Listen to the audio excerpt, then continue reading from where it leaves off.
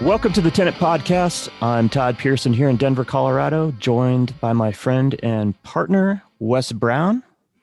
Hey, Todd. It's another wonderful weekend. What a big change from last weekend as far as weather. And wow, we're reaching a milestone with 52 episodes. I'm excited. Yeah, we are at that year mark. We are really excited. If you would have told Wes and I last year at this time that we would be a year in with 52 episodes, it'll show actually that we have more episodes on the internet, but some of those were announcements, but we've actually done 52 episodes with various artists. So really happy to be here and thank you for being on this journey with me, dude. Yeah, I appreciate it. And I thank all our listeners for tuning in and checking us out. And hopefully most of them stayed. So we get kind of goofy sometimes, but. And this will be released during election week and a couple days after election. So we're pretty hopeful that things are going to be on the right path after this week and excited for that. We may not know who won yet when you're listening to this, but we just need to be patient and let the process happen. That's all. Exactly. I'm really excited for this week's program. This week we have James Holmes. He is a visual artist here in Denver, Colorado, and is the executive director of Cherokee Ranch and Castle in Sedalia, Colorado. He's had a storied career as a serial entrepreneur and has a love of the arts and giving back to the community, believing in service to others. Welcome to the program, James. Thank you. It's a real honor. And I'll tell you, I learned about your podcast just within the last month and a half, something like that. You guys did a great interview with a friend of mine, Lee Lavier, and it set me on this path of going back and into your archives and listening to a few of your other podcasts. And it's really an honor to be on this program with you guys. I love the way that you guys create the room to allow the voice to emerge from the artist and to really understand who they are and their backgrounds. And, you know, I love the long format you guys do, because I feel like at the end of it, we know, you know who these artists are. And so to be on this with you guys today is really an honor. And didn't know you were at your 52. So it's even double an honor. So thank you. Yeah. We always, that I think the one thing about podcasts that's different than other platforms is, a lot of times you're wearing headphones and the voices are literally in your head. So it really allows for a really intimate relationship you have with your, the people that are doing the interview and with the artists. So I really think that comes out, and it's just been an absolute pleasure to meet all these different artists who are phenomenal in their own right. And you're no exception. So we're excited to have you on. Thank you. Before we get into talking about art, I want to ask you about some of your history, James. I always like to hear the backstory. Did you grow up here in Denver, Colorado? Yeah, I was born at Porter Hospital in Denver and raised in Sheridan. And it's funny, when I mention Sheridan to people, they always think I'm talking about Sheridan, Wyoming, but no, it's just this little suburb right outside of Inglewood. And that's where I grew up. Really a third generation resident of the area. My grandfather grew up in Inglewood, my dad and my mom in Sheridan itself. So didn't travel very far from home base, as they say. I love hearing that you're from Sheridan, because that's literally like right down the road. And like you said, most people don't realize, and when you talk about the different suburbs of Denver, where Sheridan's at. So it's very small suburb, or very small little city within the metro area. What were you going to say? Here's the other interesting thing about people that are born in Denver. They know what hospital they're born in. So they have a real connection to their community. Yeah, that's right. That's true. How many times have we heard, I don't know, a handful, artists reference what hospital they were born in? Yeah. Well, and then the other thing, do you sport the bumper sticker that says Colorado native, or is that not necessary? No, I don't have any bumper stickers on my car.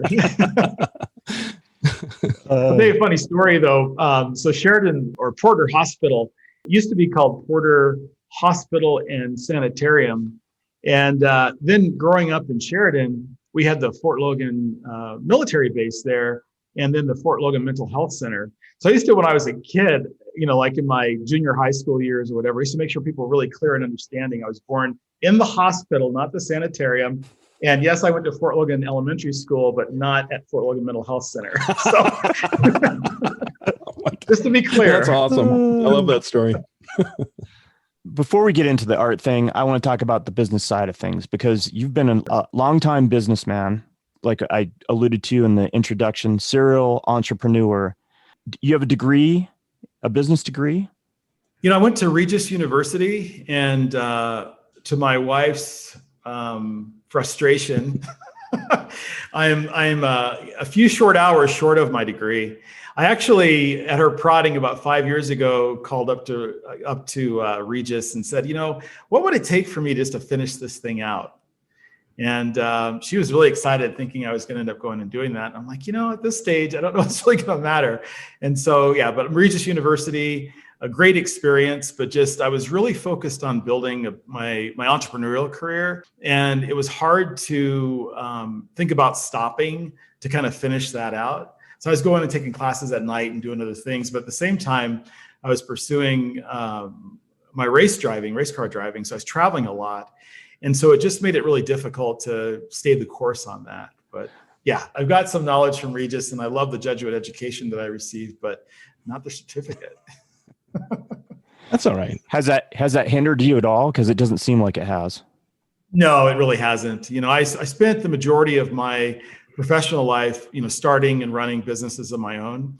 The last 5.5 years, I have been executive director, as you mentioned, of Cherokee Ranch and Castle Foundation. But I think, at this stage, with my background experience, it's just not a factor. I think about it sometimes, and like I say, my wife would love for me to have that. I just think she feels like that would be I came so far and so close, why not finish it? And so who knows? Maybe one of these days, but it has not hindered me one bit. Now, were you a good student growing up? I was a good student in the subjects that I really liked. Math and science were not subjects that I really loved. And I think that, I was in that period of time when we switched for a little while to the metric system, if you guys remember that. I think we're of the same age group, I think. And yes. But so I think with math and especially in the junior high, 8th grade through high school, if you miss one component, it just really messes you up going forward. It's like a set of puzzle pieces. You got to keep them all tailed together. And so math, I never really loved math. It's kind of funny that I built a pretty successful mortgage banking business where I had to use a calculator and figure out, amortization schedules and stuff every day. And I wasn't really into math. And then science was not really my favorite. I really loved the humanities. So art, literature, I love music. Those are the things that really captured my imagination. And the influences I think back to my, particularly my 5th grade year and 6th grade year are a little more profound for me in terms of just teachers that planted some seeds that are just now starting to really sprout in my life, including my art path. So I think I was a good student, but it was all, kind of situational to if I enjoyed it, I was all committed to it. And if I didn't, not so much. I think that's normal. I think, most students are that way. They really gravitate to what their interests are. And, I was no different. That's for sure. Yeah. So let me ask you this. I think that's kind of interesting, that age group. What was it about those particular teachers that kind of planted, what kind of seeds did they plant? What was it about those teachers that kind of stuck with you? Well, so my 5th grade teacher, his name was Mr. Jackson. And he was a really interesting creative. So 2 things he did that were really, I think, for me, profound lessons that ended up kind of manifesting later in life. And some of it is in my art path. One is that he used to have us meditate in class. And we didn't know what it was that we were doing, but he voice recorded these stories. And there's one I remember, I could almost probably recite it today. It was called Silly the Silicone Dog. And it was like the favorite of our class. But he would say, okay, let's everyone put their heads down on your desk. And he would play this audio of him reading this Silly the Silicone Dog or these other stories. He'd had a dozen of them probably. And the whole idea was to be able to stop thinking about whatever else you're thinking about, forget about the lessons for the day, whatever else is going on, and visualize the story. That was this whole thing. I want you to visualize, you can see this dog, you know what he looks like, you know what the other characters in the story look like. You can imagine the activities that are going on in this story. And that was a unique experience. And I've, to this day, have never heard of any other teacher doing that in a classroom. And I've talked about this every now and then, not often, but I do have opportunities that come up, like my daughter is a teacher, and this kind of story has come up in my lifetime. The other thing he did was every year he would start with a big blank canvas.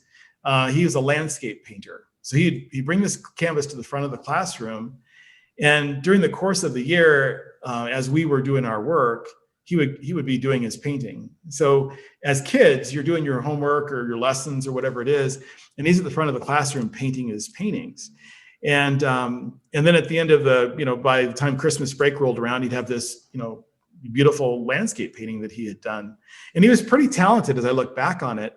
Later on in life, in business, I ended up having a representation of my business law firm, and his son was actually a partner in the law firm. And I remember one day going towards the conference room and seeing this other lawyer, Jackson's office, and seeing a couple of his paintings in there, and then putting the pieces together that was his father. It was really bizarre, but that teacher has really made an impression on me. He's probably the most impactful of my 12 years of, formal education apart from college. And then the other was her name was Mrs. Hall, and she was also an art teacher. Again, I didn't realize that I was gonna have an art path, and we'll talk about that, how that all occurred. But again, her kind of nurturing, there was a moment of time where I had a real interest in art, and she fed into that. And then I went on to other things, auto racing and other things that captured my imagination, and left that all sitting until right now in this kind of current period. And so all these lessons that were kind of poured into me are kind of being drawn back out now. It's really kind of a fascinating, process. I have a very similar experience. I won't share right now, but I think that's interesting. I think that's a pivotal point for kids, 5th and 6th grade. I really do. You're kind of at that cusp before middle school, which gets totally crazy, right? That's right. And you're kind of, I don't know, you're kind of starting to find yourself. That's like the beginning juncture, the beginning point. And so I think that's interesting that you had two teachers that had that profound difference in your life. And I think teaching and education is a really hard path these days. I think teachers aren't allowed to do some of the things that teachers were allowed when we were growing up. Yeah. Like you said, you've never heard of anybody else doing stuff like that. And I think maybe that it was a little bit more experimental at that time, where right now it's very structured and you gotta, it's all on statistics, like getting these numbers, testing numbers up and that sort of thing. And that's what it seems like these kids spend a lot of time doing.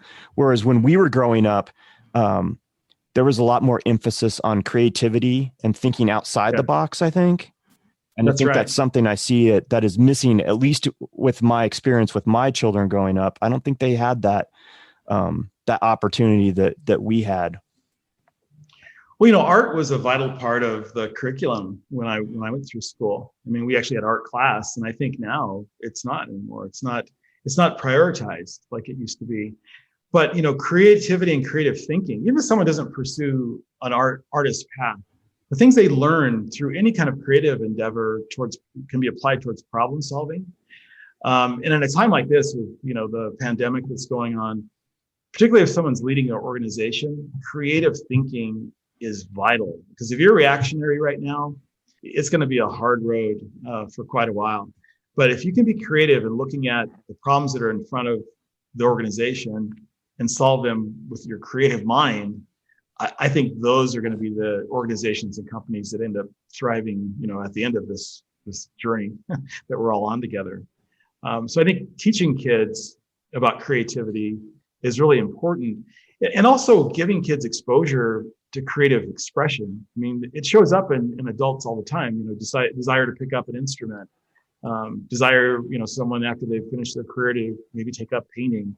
I mean, these things are things that can really bring a lot of enrichment to your life, even if you're not, sold out on them in the beginning. It's like, again, planting these seeds that, find their time to sprout. Yeah. I've said it before, and I'll say it again. I think that artists, just like you just stated, I think we are more adept at negotiating weirdness and these crazy times than a lot of other people. If you're used to, extreme structure, I think this is a really difficult time for people. But people that know how to think outside the box and know how to pivot, yes, they'll continue to thrive and still, they'll figure out, just like you said, how to problem solve their way out of it. So that's right. Did you have an entrepreneurial mind as a young man? I did. My first business was actually lettering race cars. So in Inglewood, where I grew up, I was within about a half mile of Inglewood Speedway. That racetrack closed in 1977 after the 77 or 78 season, but it was within walking distance of my house where I grew up. My dad, who was an auto mechanic, he ran an old-fashioned service station that a lot of people remember. It was right down on Santa Fe and Oxford in Inglewood. And he was friends of the Codner family that owned the racetrack. So when I was 11 or 12 years old, I would go up to Inglewood Speedway, and Marion Codner, she's like the grande dame of Inglewood Speedway because her and her husband started at the track. And she was quite a bit older. I mean, when I was a kid, she had to be in her 60s, 70 years old. But she just would keep an eye on me because of my dad. They were friends. But I had to run of the place. I mean, I could go anywhere that I wanted to go. I was in the pits as a 12-year-old, where you had to be 18 years old minimum to actually be in the pits at that time, that kind of stuff. And it gave me access to just being up close to these drivers and these cars. And I was pretty good, I think, at drawing. And I started initially painting like the restroom sign on the cinder block wall with the arrow sign, the restrooms this way, when they would freshen the track facilities up in between seasons. And I was doing that as basically a favor to the Codners. And then Rich Codner decided one year that he was going to build a race car and have his own race car. And he asked me if I wanted to letter it. And that was a thrill. And so I lettered up his race car. And at the end of it, he paid me for that. And that was the first time I thought, okay, I could actually use something I know and know how to do and have value for it. I mean, in a probably much more simpler way of thinking about it as a kid, but looking at it, I think that's what I recognize. There's value in doing this thing. And in exchange for that, I get $5 or $10 and I get to go to the, hot dog stand on the track on Saturday night, or go to the souvenir stand and buy myself a new Goodyear hat, And so there was that reward that came back from the effort of doing. And that really was my first time where I would say to you that I thought of myself as being in a business, because then I promoted it. Like I was like, another team or another driver, can I let her do a race car kind of thing. So it was kind of a neat way to kind of begin thinking about business. Yeah. What a unique experience. And you were essentially doing art on these cars. So you're incorporating, that seed was planted, the business side of things, and that seed for being an artist and having an art life. So, right. Yeah. Didn't really recognize it then. Sometimes I said this as recent as a few days ago, that part of me wishes I would have stayed the course with that, because there was definitely some signs that art was intended to be for me. And then I got, like I said, kind of going down different paths and left it. But, I'm enjoying this so much now that I wonder what it would have looked like if I would have just continued from when I was 12. I mean, you can't really look back and reimagine your life. It isn't really productive to do that, but it does make me wonder, I have to admit. Yeah. Absolutely. Yeah. And I think I would be the same exact way. Like you said, you can't change anything, and, who knows what would have happened. But the reality of it is that it was a unique experience, and it fed into where you're at now, and everything happens for a reason, right? or that's the way Right. I kind of see it. Is like, Oh, it's you true. know, Very- you can't lament what didn't happen. You can kind of just look back at your past and go, wow, this is kind of a crazy thread that wound through my life to lead me to this point. Well, I tell you, as far as some of those threads, this is something you guys relate to because you had such a great podcast interview with Bob Ragland. But I want to share with you Bob Ragland's story. So when I was a kid, I used to watch Bob on PBS. He used to come on PBS, I think it was once a week, if I recall. And this is around the same time that I had this influence going on with Mr. Jackson and Miss Hall. So that was like my period of time where art kind of showed up for me as a kid. And then I'm watching Bob Ragland. He used to do this thing where he would draw proportions of the human head and torso with these circles. And he would create usually African-American identity through this process. And I would practice that and watch his show and, that whole thing. And there's a commercial that came on for this thing called art instruction schools. And so my mom decided to enroll me in art instruction schools because I was always watching Bob Ragland and always drawing, and it just seemed like it made sense. And so, Bob for me was someone in my childhood that was another one of those influences around art. So once all that stuff ended, again, I kind of put art aside and kind of moved on. When I became an adult and started getting involved in the arts community, I met Bob because of just me being involved at the Denver Art Museum.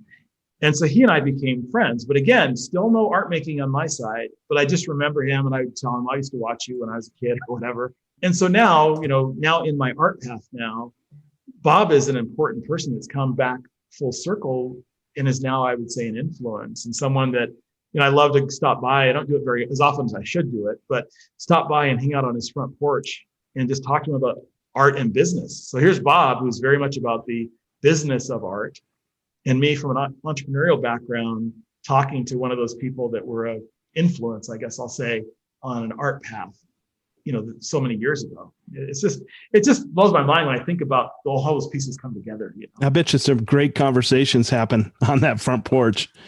Yeah, they do. Yeah, it's always, it's incredible. And I love to collect art. So I usually get into the shoebox and pick out a couple of paintings. And so it's good for everybody. He gets to sell some art. He shares some wisdom and knowledge very freely and openly like he does. He's a wonderful person, as you guys know. And I just sit there and just take it all in, it's a real blessing. I'll tell you that. Yeah. That's a fantastic story. Bob is the inspiration for this podcast. I spent a day with him a number of years ago, and I was just so impressed with his business tactics and, our conversations during that day. And that's cool that you have that experience, that you saw him as a young boy on Rocky Mountain PBS. And then later on you started a friendship with him in person and have those shared experiences. He's truly definitely one of Denver's, he's just a gem of a person and just I think an incredible artist, and so much a part of the fabric and rich history of the Denver art community. He really is, and his consistency, he carries around those slips of paper that have his basic principles of art business and his non-starving artist, identity. And when I first really met him, like I say, as an adult at the Art Museum, that was in 1998 or 9. And he had, a hat or whatever that said non-starving artist. He's consistent. 21, 22 years later, he's still trying to get artists to understand that there's some basic principles that if you apply them, you can have an art life. And he's very passionate about that. And he'll talk to you about it. As you guys know, if someone wants to take the time to have a conversation, he'll share with you whatever he can to help. He's an incredible person. And I think if you're an emerging artist in Denver, he's got to be a stop and just reach out and befriend him. And you can, if your mind is open, you can walk away with a lot of great, useful knowledge. That's right. I think that's exactly right. Bob is definitely on point. Talk to me about how you got up to this point where you're director of Cherokee Ranch. And, I'm curious about your auto racing experience. Was there something you were doing before that became a part of your life?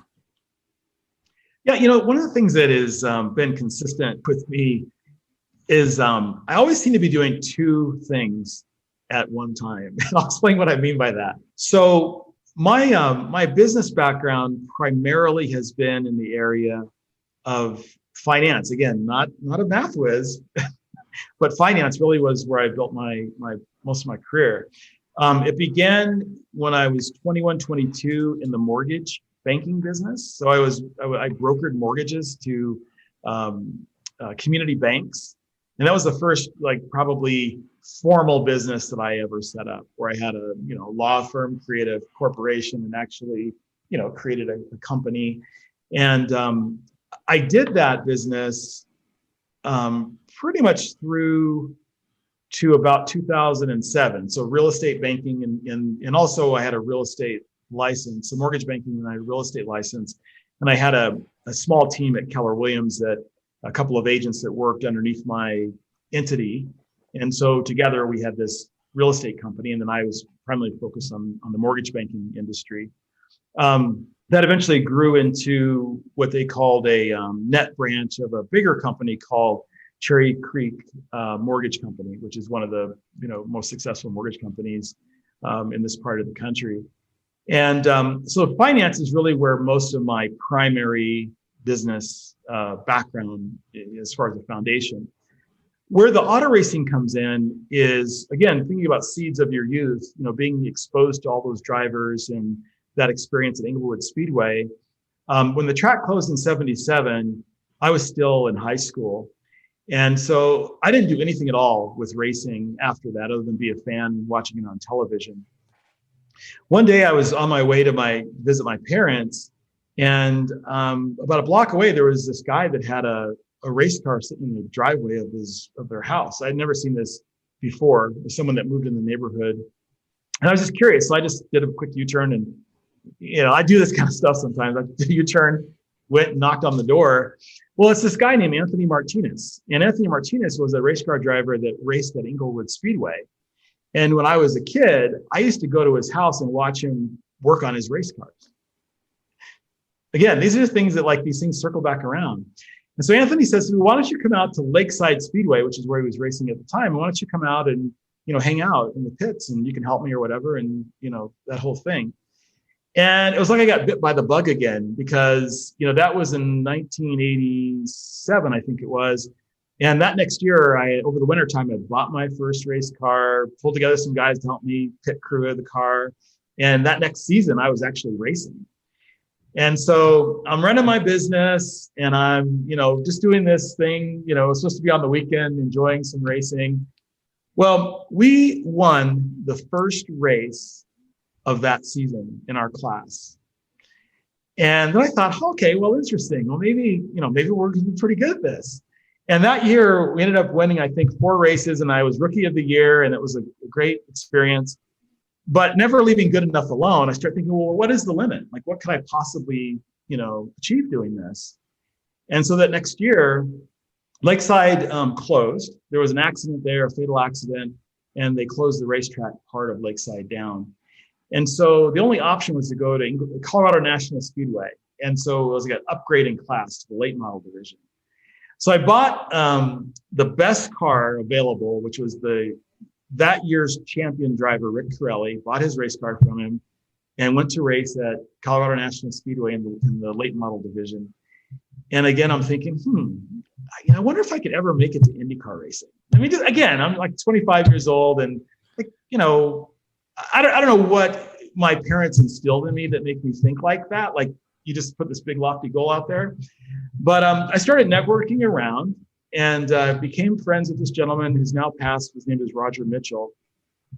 And he had an IndyCar collection, a collection of IndyCars from prior years, and here in Inglewood, actually. And he and I started talking about the idea of taking one of his cars that was just a couple of years old and entered it into this series called the American IndyCar Series. And the American IndyCar Series concept, a guy named Bill Tempero started it. And what it was taking, at that time, IndyCar racing was set up in a way that after 2 years, the cars were obsolete for the rules. So it was this whole kind of backlog of these cars sitting in museums or private collections or whatever. And he thought, why not create a series with these fairly recent cars to give drivers an opportunity to actually have experience in IndyCar racing as a stepping stone. It's kind of like a AAA baseball concept, to major leagues. So in 1990, Roger Mitchell and I fielded a car in the American IndyCar Series. And so it was just one of those affirmations that, I think you can have bold goals. And if you just go out and kind of put some energy into those goals, you don't have to realize what the path is. You don't have to know how it's going to happen, who the people are, where you're going to get the resources. I think you just have to put yourself out there, and things, if it's meant to be, will attract themselves to your effort. And so we did that. We went out and ran the American IndyCar Series. And then we got to the point where the next logical step was something called the Indy Lights Series, which was officially the minor leagues of the IndyCar Series. So from there, it's the Indy 500. That's the next short step. And we arranged for a test for me to do with an established team. And we were down in Phoenix, and the driver of that team, his name was, I guess, Dr. Jack, I think his last name was Clark. He ended up crashing his primary car at Phoenix International Raceway. And so the backup car that I was going to do my test in, he needed it to race. And so that kind of ended the path. And so that was kind of the end of my driving career at that point. But I thought, I really love this sport, and I really think there's something here more for me. And I want to see if there's something I can do from a business perspective to be involved in the sport. So I sat down and looked at the roster of teams to try to figure out a team that was established enough where they'd have enough of a budget to be able to pay for marketing, but weren't so established that they already had these things already in place. So I felt like that's where there's a gap that I could fill. And all entrepreneurs do this. They either innovate something, or they take something that's broken and they figure out how to fix it. I mean, those are the things that purely an entrepreneur is involved in. So I bought a ticket to the IndyCar Grand Prix up in Vancouver, Canada. I had targeted a guy by the name of Saul Incandela, who was the owner of Indy Regency Racing. And I just spent my weekend trying to find a way to get to meet him. And he was sitting in a hotel lobby, and I walked up to him and I just said, "My name is James Holmes. I'm from Denver, Colorado. I've got this motorsports marketing agency called, what did I call it? It'll come to me here in a minute. Interactive Motorsports Marketing. And I am interested in talking to you about doing your sponsorship development, because I've become pretty good at doing sponsorship development for my own program over about 4 years.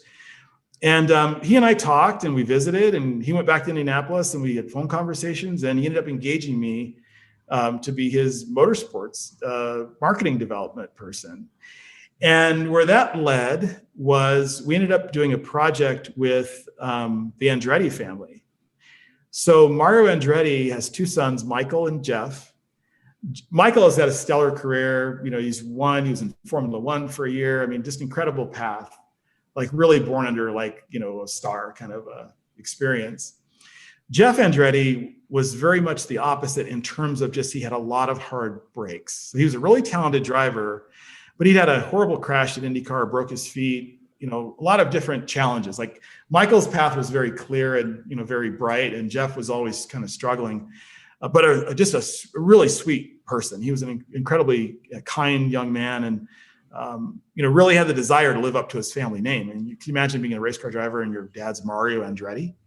Tough shoes to fill. Yeah. Yeah. Your brother's Michael, So our goal was to bring Jeff back into IndyCar racing. So we got to work with Mario Andretti to help get his son into that program. So I guess my point in kind of belaboring about my auto racing is, you said this thing a minute ago about, you believe things that are sometimes meant to happen, or the path you're on, and things come into place. And that was very much the way the path went. But, so concurrent to me doing this marketing stuff, I was still running my mortgage business. And so I always seem to have been doing like I am right now, two things. I'm pursuing my, art path, but I'm also very much dedicated to my work at Cherokee Ranch and Castle Foundation. The way that happened, which I think was your original question, is that I had been doing a lot of business coaching online. The mortgage market crashed in 2008 during the recession. I've been doing it at that point for like 27 years. And I felt like it was going to take a long time for the market to really come back.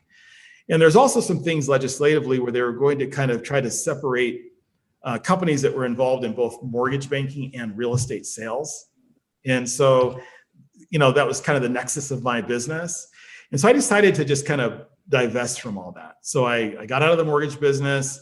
The guys that were with me at Keller Williams stayed with Keller Williams. I kind of closed down my, kind of sub-agency and started just doing business coaching online, and did that for almost 5 years.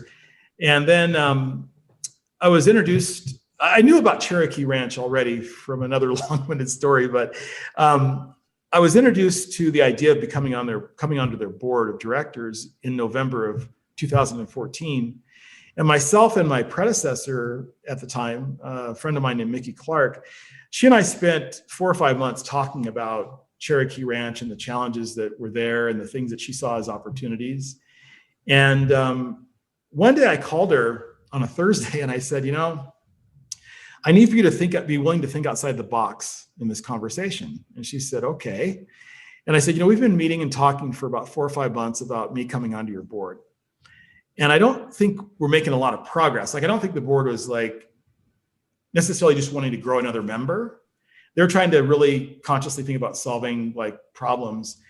And I said, I think I could do more to help you by actually coming onto your staff and being your development director. Because I think what you need to figure out how to raise money. You need to figure out how to plug into the philanthropic community in Denver and try to solve some of the challenges of kind of taking care of a almost 100-year-old 10,000 square foot castle and running a cattle operation and the financial needs that represents in a different way. So I want you to hire me.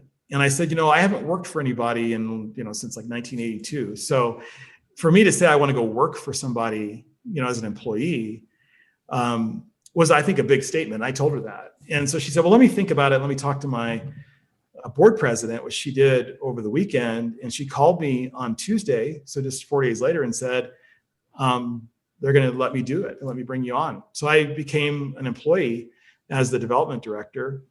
After about 45 days, she decided to go back to her prior business. She had been doing resort marketing.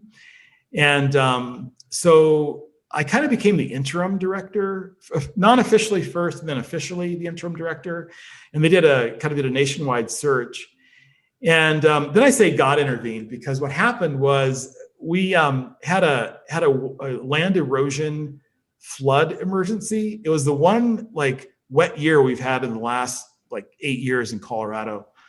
And we had this area of the ranch where there had been some underground erosion taking place that we didn't know about. And the wet weather caused that to give away. And it was threatening to overrun a retention pond that was going to flood a neighborhood that was a neighboring neighborhood. And so I had to kind of quickly marshal the forces of our local county government, try to help the state understand that we were taking care of the problem. We didn't need for them to come do it for us, which would have been a problem, because it just gets to be a lot of regulations and stuff that you get into, especially on a historical property. And we solved the problem, and we got the cost of doing that underwritten. And so the board said to me, we like the way you handled that, and we're down to, I think it was 8 finalists, but if you want to throw your hat in the ring, we think you have a fair chance. And so I did. I said, yeah, I love this place. I love Cherokee Ranch. I love the job, and I love our mission, and I would love to stand for that job. And so that's what happened. Got it down to 3 finalists, and we did a last round of interviews. And in August of that year, I became officially the executive director, and that was in 2015. So it was an unintended path, but I can't imagine doing anything else, as far as working apart from my art, that I'd rather do than be in that job. I love what we do, what we stand for, the history that's there, the mission we have. The board of directors I work with, I really respect them. And I've got a great small team in terms of the employees. And so it's just kind of one of those unintended things that have turned out to be really a tremendous opportunity. What a great story. Yeah, it is. And can you just kind of briefly talk about what the Cherokee Ranch and Castle Foundation is and what their mission is? Yeah, thanks, Wes. So what we are is in 1954, a lady named Tweet Kimball moved to Colorado from Tennessee. And really, it was part of a negotiation for her divorce. Her husband, back then, I guess you had to ask for permission to leave your husband. And he was a former diplomat for the U.S. government during World War II. And he said he was concerned about her talking about him in their Tennessee, Chattanooga society. So he said, I'll grant you your divorce, but you have to move west of the Mississippi. He just wanted her out of the area. Leave the region. And so she came west. She had the desire since childhood to be a cattle rancher. And she looked in California, New Mexico, Arizona, other parts of Colorado, didn't find anything that really captured her imagination. And someone said to her, there's a castle for sale in Colorado, in Sedalia. So she came to what was called Charleford Castle, designed by Burnham Hoyt, who was the architect that did Red Rocks. And she saw the vision. She was an Anglophile. She loved collecting art. We have an incredible art collection. And she bought the castle, or I should say he bought the castle. And she moved here with two young boys, Kurt and Richard Kimball.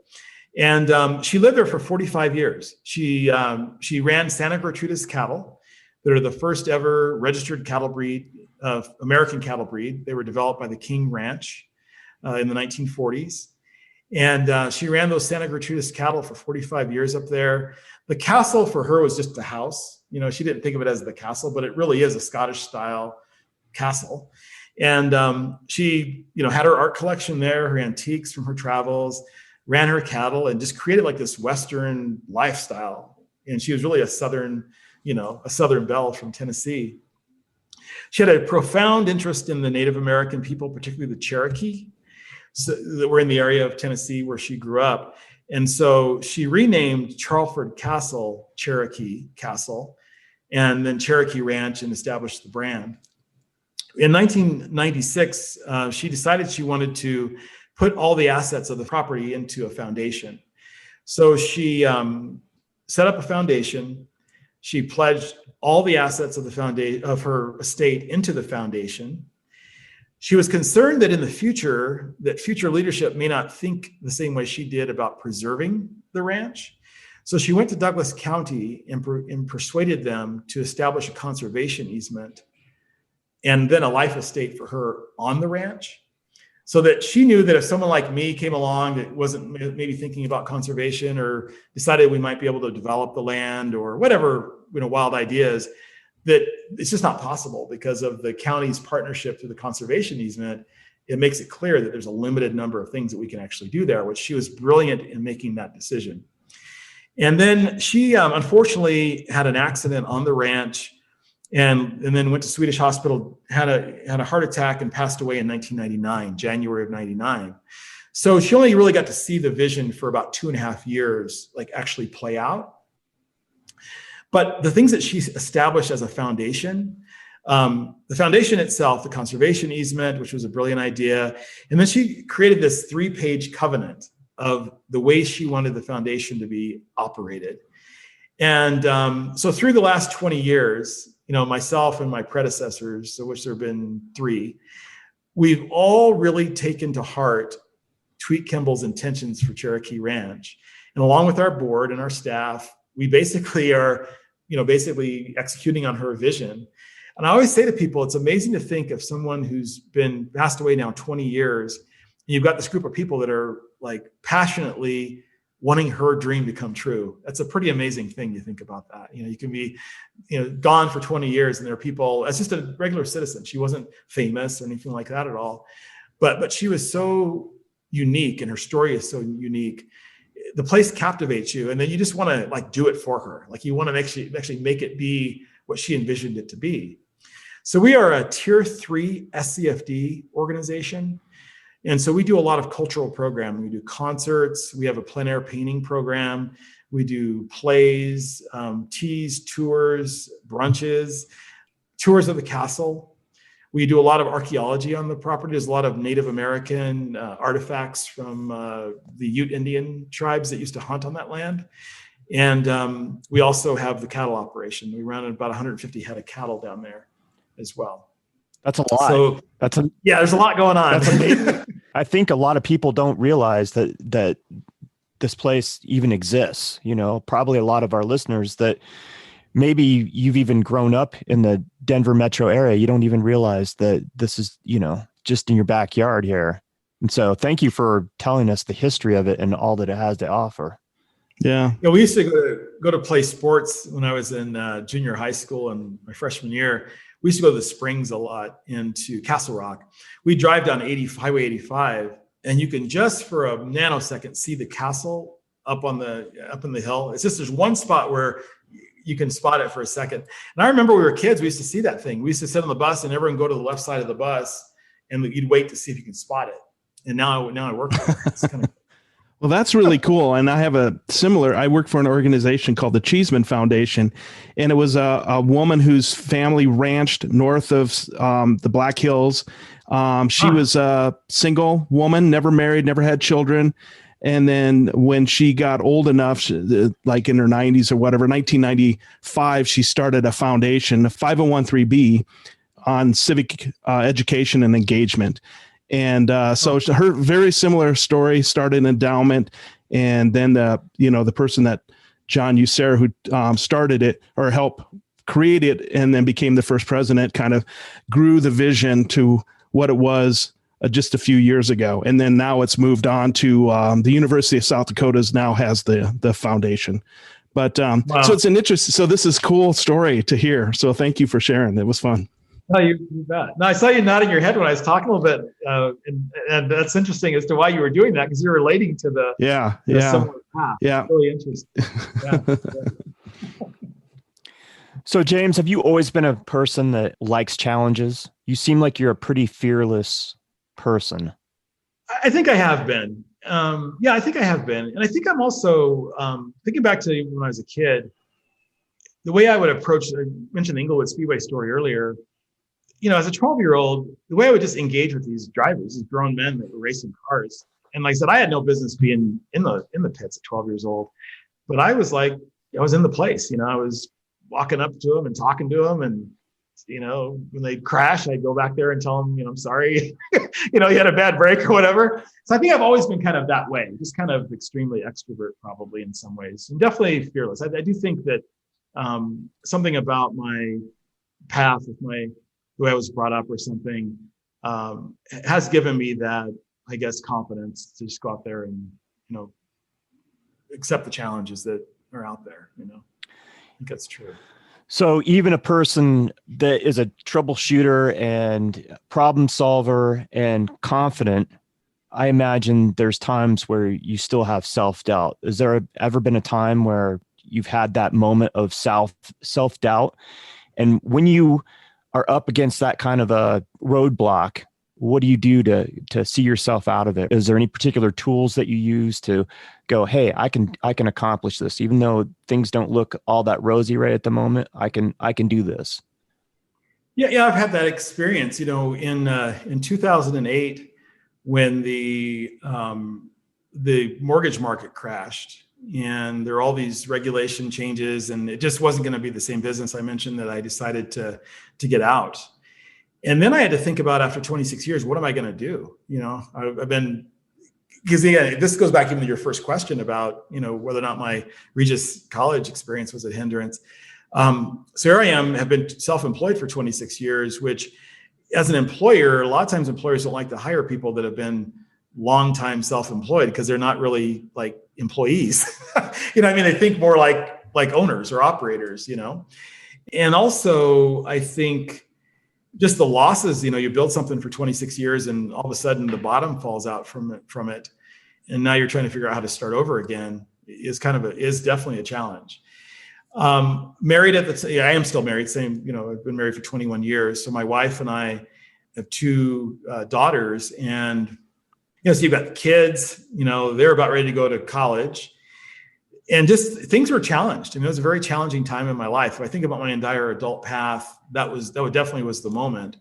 And so I was going to take on this idea again, entrepreneurial idea of taking what I'd learned about using the internet to promote my mortgage business and my real estate business. And I was going to basically work online. That was my idea. And so, I was sitting here trying to figure out, what did that actually mean? Like, what did it actually look like? and how was I going to monetize it? And it took a while. I mean, during that period of time, I probably slept on average 3 hours a night on average, because I was just trying to be a sponge and absorbing the information and trying to get these websites set up and trying to figure out how to monetize and work with Google and all these different things.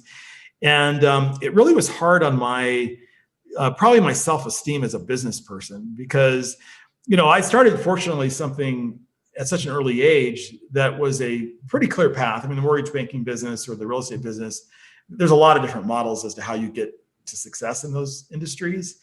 And here I am trying to tackle something that really was kind of the Wild West in some ways. And not really what I've been doing parts of it, but that isn't really what I did. So it took a couple of years really to make it meaningful, like as far as really making any kind of a meaningful, income from it. But at the same time, you're trying to help people, or help people understand that you're trying to help them achieve success online. And so you can't really be completely transparent about the struggles, but the person I am, it's really hard. I mean, I always tell my wife, who doesn't like Facebook, that Facebook was like built for me, because I like to express my path. This is the way I am. I've always been that way. And so to be that kind of a transparent person, you can't suffer in silence because you're a transparent person. That wasn't going to change. And you didn't want to be inauthentic. So you had to really kind of share part of that journey. So I really started talking about, in the way I was communicating, expressing what I was up to day to day when I was doing that, was the power of manifestation, and a true belief I had that if you're really clear on your goal, and if you just put yourself in the motion or the action of doing, it's like I said earlier, you don't have to know where the resource is going to come from, or what you're going to actually even need, or how you're going to get there, or who the people are that are going to show up for you. You just have to stay in action. And I really believe that. And so it took some time for that to prove out. But after a couple of years, I got to the point where I felt like I was, being reasonably successful with it. But that was a really challenging time. It really challenged a lot of my own beliefs about manifestation, about the law of attraction, which I believe is a principle. Like, it's just like, breathing air. I think it's real. I think it sustains life. It sustains life in your goals. And it was definitely a time where I felt like there were certain days I thought I just ought to stop doing this. There were days where my wife said, why don't you just go get a job? Like, just go get paid to do something. But I knew it wasn't what I was supposed to do. I mean, I could have done that. I'm sure I could have done that. I know a lot of people, and I've got skills I can, bring to a table that I think can help organizations back then, but it wasn't meant to be for me. I knew that, and I knew I wasn't going to be happy doing that. And so I had to really trust my gut and my belief system, and just kind of work through it. But it was challenging. I'm not going to kid you guys. It was not easy. Yeah. And the takeaway from this is that, you saw yourself out of the situation. There's a lot of people in the same situation right now during this pandemic that have built something up to this point and they've seen it disappear or dissipate. What kind of advice would you give those people that are in that position right now? The greatest thing, in particular with this situation with the pandemic, is not to wait for things to return to normal. I don't feel we're going to go back to what we knew before. I really believe that. I think the shifts in the way we've adapted to living, the things that I think we now understand about the power of a virus and how it can completely upend, normal life, and the losses we've had. So there's so many, you think about a lot of the things, something simple, very practical, like think of your favorite, coffee shop that's no longer there, like the Market down on Larimer, or other businesses that have left and they're not going to come back. And so by virtue of just that alone, things are different. We can have a vaccine, the virus can be managed, and we can kind of go back to some form of normal life, but the landscape has changed. The way we think about things has changed. And I think that the advice I would give is to think about what the next iteration is of what you're doing currently. So maybe you have your same business, but now it's got to be different. Like, what is it? What is the next iteration of it based on what you've now learned?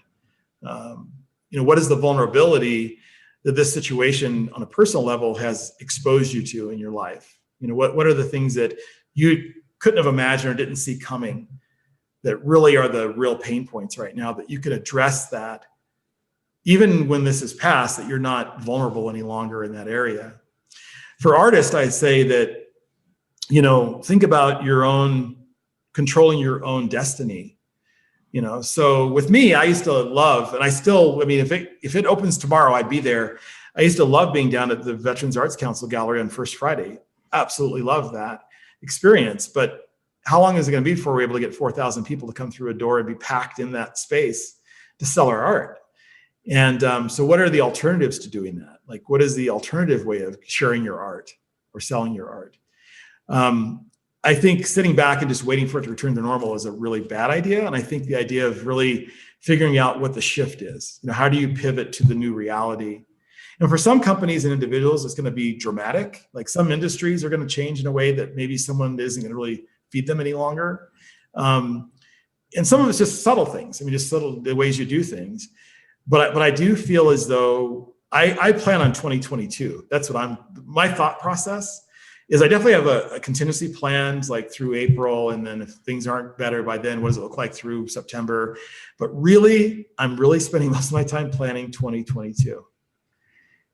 And so I think it's just a matter of remaining faithful, belief in the American system, belief in our democracy, belief in capitalism, belief in your ability to have self-direction, to make a decision, that there's the freedom of entrepreneurship or ability to qualify for a good job. Those things are all still there.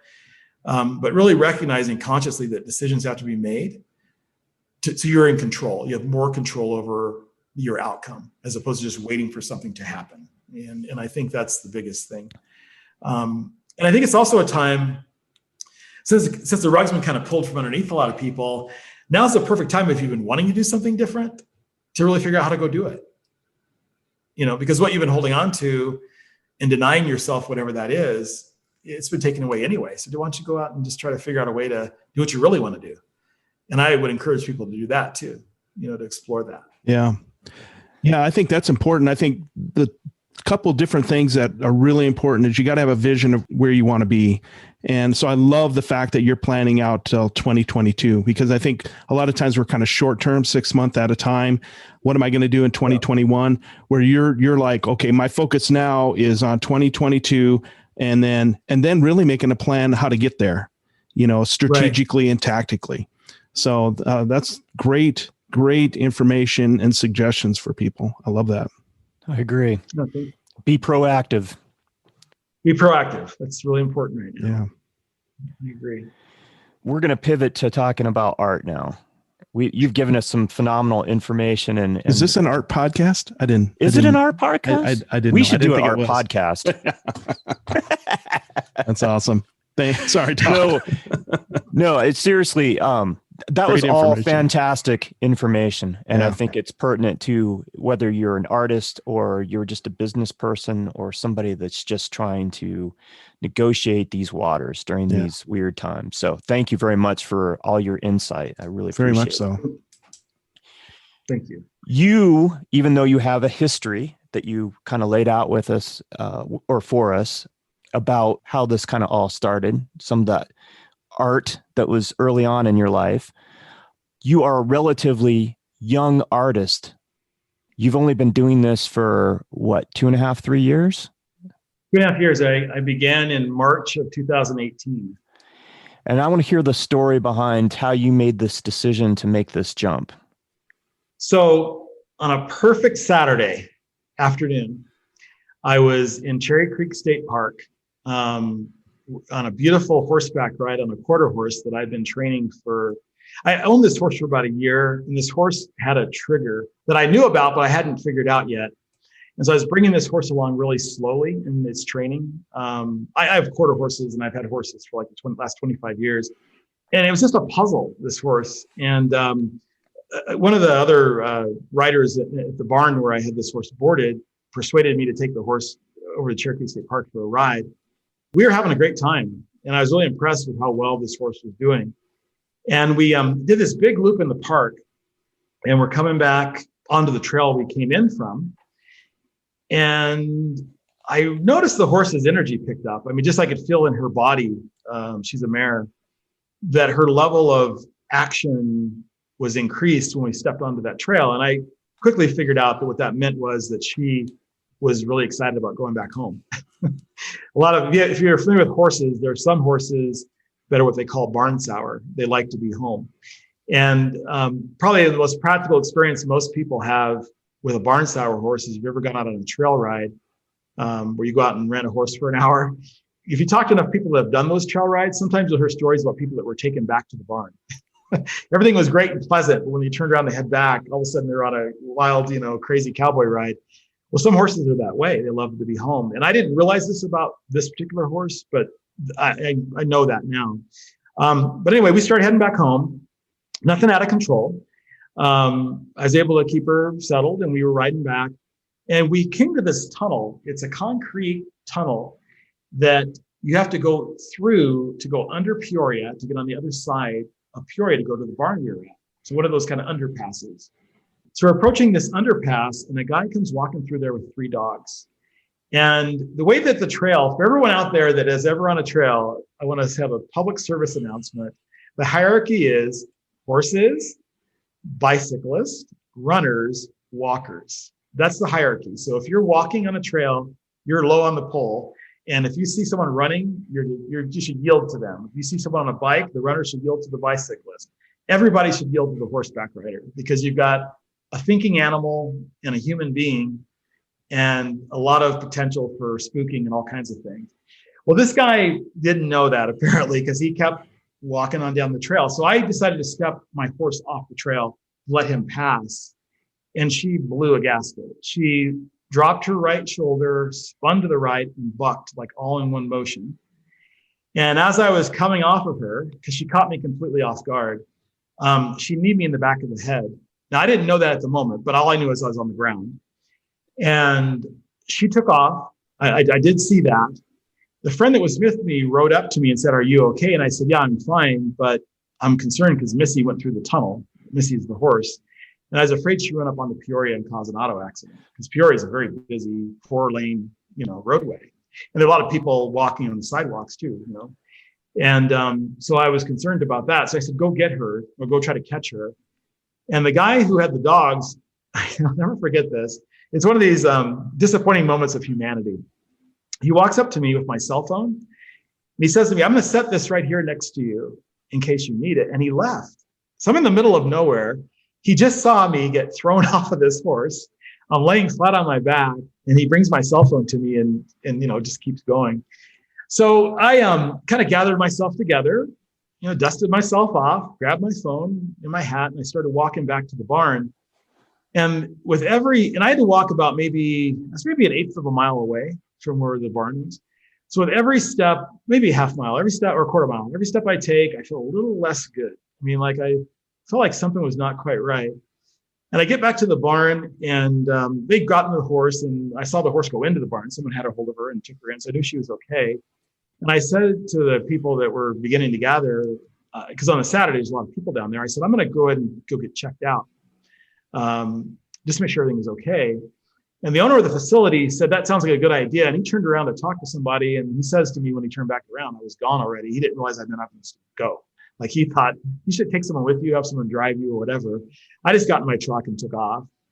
I drove to Parker Adventist Hospital, which will be important here in a minute to this art path. But I got to 470, and I thought, if I go to the right, I can get to Sky Ridge. If I go to the left, I'll go to Parker Adventist. I just decided to go to Parker Adventist. And I get in the parking lot, turn off my truck, and I couldn't figure out how to open the door to get out of the car, or out of my truck. I just mechanically, I just couldn't put it together. So I managed to do that. And I walk into the emergency room. And if you've ever broken your collarbone, everyone knows the whole collarbone thing where you're kind of holding your arm in place. I thought I broke my collarbone. So I go in, they do an x-ray, they come back and get me, and they do an MRI, and they come back and get me. And I'm sitting down there, and I overhear the nurse telling my wife, who's now gotten to the hospital, the surgeon will be right down to talk to you guys. And I thought, okay, something's not good. I mean, surgeon. So the surgeon tells me, what you've done is you've broken a facet on your C6 vertebrae. And with the facet are the little wings that are on the back of your vertebrae. And those little wings keep your vertebrae, your neck and back in alignment. With breaking one of those facets, you've rotated, your neck is rotated. And there's a lot of pressure on your spinal cord. And that's why your fingers are tingling. I hadn't told him that, but he knew that was happening. And I said, yeah, they are. And he said, normally I'd say that we could put you in traction and we could see how things look over the next few days. But he said, your neck is really unstable. And he says, you're at risk for paralysis. And he said, what I think you need is to have surgery. And this is what it looks like. And this is what we're going to do. And he's this really wonderful, as I've grown to admire him, Dr. Bradley Duhan.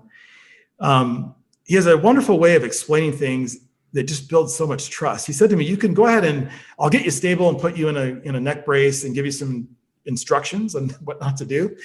And you can go get a second and third opinion. And if you come back to me in a week and tell me you want me to do the surgery, I'll be just as committed to doing it. We'll take care of you. We'll fix you. But if I were in your shoes, I wouldn't leave this hospital. And so I said, okay, I believe you. And so then he gives me the disclaimers of all the things that could go wrong. You know, it could be a 4-hour surgery. You could suffer paralysis. We're gonna have to go through your neck because of the positioning. So we're gonna have to move your voice box. You're gonna potentially have a really sore throat and a very hoarse voice, which may or may not go away. So that might be permanent. It will cause problems with swallowing, which may or may not go away. And because of the length of time of the surgery, and there's a lot going on in the neck, there's also the risk of death from the surgery. That's just all very real. Like, he laid all that out to me in a very clear way. So I said, okay, I think we should do it. And so we did. So that next morning, Sunday morning, 10 o'clock, Super Bowl Sunday, I'm under anesthesia, and 4.5 hours later, I come out, with a fused neck. So he comes down to talk to my wife and I later that day, and he said, do you have any questions? And I don't remember what my first question was, but my second one was really memorable because I thought my wife was going to kill me right there and just end the whole thing. Because I said, yeah, when can I get back on a horse? So he says to me, you're going to be about 12 weeks, basically in a recliner chair, because, you've got to let this heal and you can't afford to fall right now. You'll be able to fall in the future all you want, but right now, the next 12 weeks are critical. And you had pretty good rotation. I mean, you weren't far away from, getting your spinal cord. And so we just don't want to undo anything that we've done. And you'll be fine if you can just be disciplined to do that. So I was talking to my mom the night I got home on a Tuesday from the hospital. I was talking to my mom on the phone. I said, I'm going to stay 12 weeks, in this chair. And my wife had gone out and bought me a really nice, recliner chair, and I was all taken care of. And she said, you're going to go crazy. She says, I know you. There's no way you're going to do that. She says, why don't you start drawing? You used to love to draw when you were a kid. Why don't you start drawing? And so I thought, okay, that's interesting, maybe. And then my wife came home that night and I told her about my conversation with my mom. And she said, well, you love horses. Why don't you try painting horses? I said, okay, well, maybe I'll do that. So I had bought a couple of years before for some little project we were going to do and never did. I knew there's some acrylic paints down in the basement, and my wife went and got those for me. And so I started on these little 2x2-inch canvases painting. And I still have those first 4 paintings I did. And being the person I am and like being hardwired to Facebook, of course I posted them on Facebook. And a couple of people had commented favorably, like, I really like that. That's really beautiful. I didn't know you could paint, or I didn't know you were an artist, which I wasn't, but it was encouraging. And I had a lot of time on my hands. So, the 2x2 canvases became a 4x6. And then I was painting on an 8x10. And all along sharing these on Facebook. Somewhere along the way, through the encouragement of a couple of friends, a Denver artist named Carla Raines, who's a good friend of mine, and another Denver area artist named Stephanie Hill, they really began to encourage me to, you actually are pretty good with this. You can actually paint pretty well. And so what it did was it just kind of fed an interest in me, I think. And before I knew it, I was painting pretty much every day. So I'm still laid up. I didn't go back to work until the middle of May. So I'm painting along, for about a year. So in April of 2019, so it was a year exactly to when I started, I get a Facebook message from a friend of mine named Ann Barheit. She's a photographer. A lot of people in the community of Tenet podcast probably know who she is. And she said, I'm curating a show at Deep Space Gallery in Parker, and it's an abstract show. And I really think your work would really work well. She's like 8 different artists are going to be in the show, and you should show your art. And I'm like, no, I'm good. I'm not doing it for that reason. I mean, I wasn't intending on selling any art. I wasn't intending on showing my art other than on sharing it out on Facebook. I was really, what it was very personal to me, because I was really translating my experience of healing from this really, truly, I mean, I'm fine now. I mean, we could hang out all day and you wouldn't know that I'd broken my neck. I mean, Dr. Duhan did an incredible job, but it was a really profound experience to be someone that had been active, all my life. I've driven race cars, I've raced road bikes, I've, jumped horses, active at the ranch. And now all of a sudden I have a broken neck. I mean, that was really a devastating thing to go through. And all the things that you question about your recovery and what it's going to be like and all that. So painting became a way of me being able to translate what was going on internally through the mostly gratitude, but sometimes fear and all the other emotions that are part of an experience like that. And it really wasn't about putting the art on the walls in a gallery. It was good to share it with my friends on Facebook because they're all my friends. I was just kind of sharing like I do everything, right? And I told Anne, I don't think so. I don't want to do it. And so she kept at me. And so for about 3 days, she would just continually prod at me. I want you to be in the show. Your stuff is really good. You really ought to do this. And so finally I said, okay, what do I have to do? Because it was clear that she wasn't going to stop asking me to be in the show. And she says, well, I need for you to bring me 12 to 14 frame pieces, and I need them on Friday. And this was on Wednesday or something like that. So I go to Hobby Lobby and I buy all the frames I think I need for the different sizes of paintings. And there's a picture of me that I put on Facebook, of course, across my basement are strewn all these paintings. And I'm got my drill out and I'm learning how to frame art. And so I go and I put all this art up at the Deep Space Gallery. She has a really nice reception that was attended by a lot of people, because the other 8 artists or so had all their friends and family. I invited all my family. And I'm showing my paintings and talking about my paintings and stuff. And this wonderful lady named Patrice von Stroh, she had brought her son and daughter-in-law and granddaughter, and her husband was he's now deceased, but he was a former president of the Cherokee Ranch and Castle Foundation Board. I didn't know him through that channel, but he was also a professor of real estate at DU, and I knew him from his work at DU. And so by extension, she was a friend, and her son had gotten married at Cherokee Ranch. And so we were familiar with each other through that. And so she says to me, I really love that painting right there. And she takes me over and she shows it to me. And she tried to tell me about 3 different ways that she wanted to buy it, but I wasn't hearing that because I wasn't thinking about selling my art. I didn't get it. And so she finally says to me, James, I want to buy it. I'm like, oh. So I sold my first painting that night, and I sold 3 others that night. And the painting, actually, the one that's right behind me here in my studio, won the People's Choice Award of that show. So then I thought, okay, we'll open up a new perspective on my art path. And I thought, this is kind of interesting. I really enjoyed that experience. That was a lot of fun.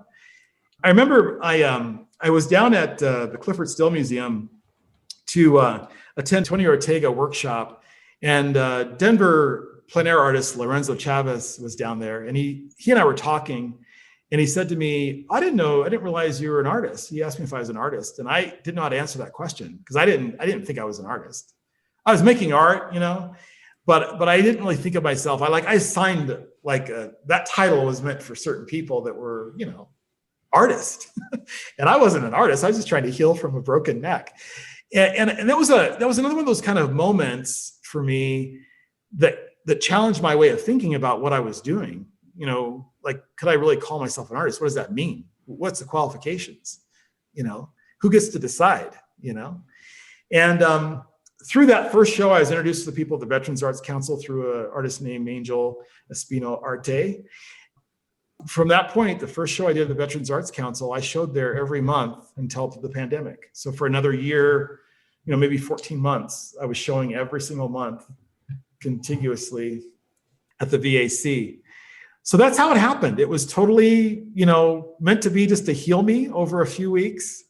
And it's completely changed my life. And I think it's really the sprouting of those seeds that my teacher, Mr. Jackson, planted and Bob Ragland planted. And it just took some time for those to germinate. But that's how it happened. So 2+ years in, now you see yourself as an artist? So I had criteria. Well, let's you want to hear my criteria? Yes. Yeah, lay it on us. So the first thing, and I thought about this quite a bit, and I talked to my artist friend Stephanie Hill about this. Who gets to decide? So one was I had to be producing work that I was proud of. I had to be able to say, this isn't just me making marks on paper or on a canvas. I really am proud that I'm saying something. For me, that's just my own thing. I wanted to be able to say, I looked at it on the wall and I feel like I've communicated something that's my own. So that was one of the criteria. The other criteria is I wanted someone to be willing to see the value in it and to be willing to buy it, to want to own it. And maybe buy it's not the right word. Let's just say have a desire to have it. So I could give someone a piece that they loved. They could say, oh, I love that so much. I say, here, why don't you just go ahead and take it, whatever it would be. So I don't want to just say that it's about an exchange of money, but let's just say it's exchange of value. I love what you created so much. I would love to have it. Again, that's my criteria. I don't think that everyone has to accept that to be considered an artist, but that was my criteria for me. And it's interesting because it goes back to what I said before. I just thought of it for the first time, actually.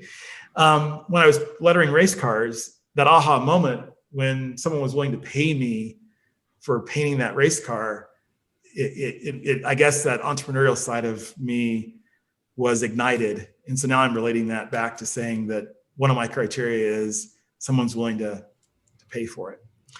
And then the third one was that someone who I considered an artist, I needed them to affirm that I was an artist. Because I wanted to have the respect of people that I felt were artists. Like you're part of the community. Yes, you are an artist. And so those were the three criteria I put out there for myself to be able to say that I'm an artist. Yeah, so that was how that came to become real for me. Have you always worked in acrylic since you started doing this? Yes. Yeah. When I was a kid, that period of time when Bob Ragland was drawing on television and I was looking at Mr. Jackson, he painted in acrylic. I didn't understand what that meant back then, but that's what he did. I did dabble with oil paints, for a while back then when I was a kid. But in my working art life now, it's always acrylics. I do drawing in pastels quite a bit as well, but mostly paint and acrylics. Is most of your work abstract? It's all abstract. It's all abstract. Okay. Yeah. What's interesting about that is, I've been a trustee of the Denver Art Museum for 18 years. And I remember when Diane Vanderlip, who is a really well-known contemporary art curator, would come into the trustees meetings and present new work that she was acquiring for the museum's collection. I could never understand abstract art.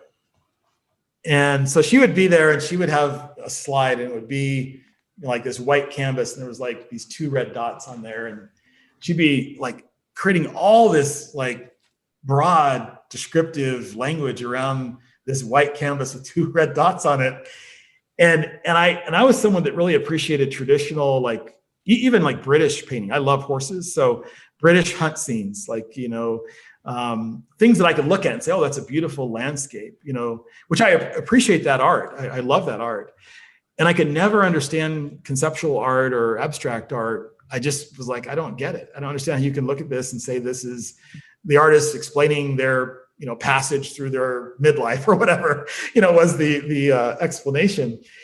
But when I started painting myself, and I think it's because my inspiration for even doing this was going through the process of healing from the injuries that I had.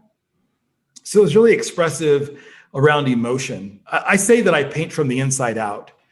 So I recognize that artists create work sometimes, particularly abstract artists, that really are about painting emotion. They're painting that's sometimes unseen.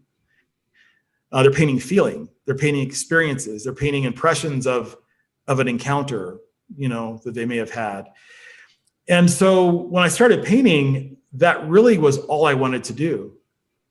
And it's all I've wanted to do. So do I think I could paint like something figurative? I probably could. I don't think I'd be very good at it because I don't think it's really what I'm meant to be doing. Like I believe I'm meant to be painting this emotional experience of this life that I've been living that really was fueled in terms of my art path by the most profound thing that's ever happened to me, which was, getting kicked in the head by a horse. So it's the path, I guess, that I've been designated to be on. I like that. I like the explanation that you're painting from the inside out, because I think, and we've talked about this you'll hear it if you listen to some more of our episodes, but I was never an abstract expressionist fan. And I've come a long way, so much so that when Todd and I, before you came on, I was going through his website, and I was like, I really have a really good appreciation of abstract expressionism now. And it's a lot of it is, we've talked to Dean Sobel about the Clifford Steele, and then Dennis Scholl, who directed the film about Clifford Steele. And so yes. You just, I'm kind of immersed in it, and you get a real appreciation of what it is. So yeah, this has been a journey for me. So this is awesome. Yeah, me too. It's I appreciate you sharing that. Yeah. You had early success selling your art, which is pretty phenomenal that, you start doing this because it's a part of your healing process. You have the show that your friend talks you into doing. And not only do you get the People's Choice Award for the show, but you also are selling art. It seems like almost like this natural extension of everything that you've ever done in your life. How do you go about selling your art? You mentioned that you show up to the pandemic starting and everything closing down, you were showing every single month. Do you outside of the gallery, and tell me the name again? It's the Veterans. Yeah, the Veterans Arts Council. No. Outside of that, do you have other galleries that you show in? So right now, I have a show that is at the Centura Health Healing Gallery that it happens to be at Parker Adventist Hospital. When I mentioned kind of putting a marker on the significance of Parker Adventist Hospital, when Ann Barheit convinced me to do that first show, being the kind of again marketing entrepreneurial kind of mindset that I have, I knew that I felt my story was an interesting story because to have an injury lead to a healing experience that then leads to having this show, I didn't take any of that stuff for granted, right? So I really tried to be grateful and acknowledge all these little benchmarks, not only just through my process of improvement physically, but what I think the art was bringing into my life. So I was able to get the Colorado Community Newspapers to do a story about my healing story, like my accident, and then having to do this first show with Anne. And so they published that story as a cover. I didn't expect this to happen. I thought it'd be in the Parker Chronicle, but they put it on all their papers, like I think it's 10 or 11, with the exception of the Washington Park newspaper. It wasn't the cover of that paper, but every other one of their papers, it was the cover story. So it was on Highlands Ranch Connection and Parker Chronicle and Castle Pines, all those newspapers. So my story got spread out there through this Colorado Community Newspapers group. And the curator of the Centura Health program, her name is Mary Williams, she read that story during that time. That was in April of 2019. And she had reached out to me in, I think it was May or June, and said, we have this healing program at Centura Hospitals, and I'd love to get you curated and do a show at some point in time in the future, which I thought was great. I said, yeah, I'd definitely be interested in that.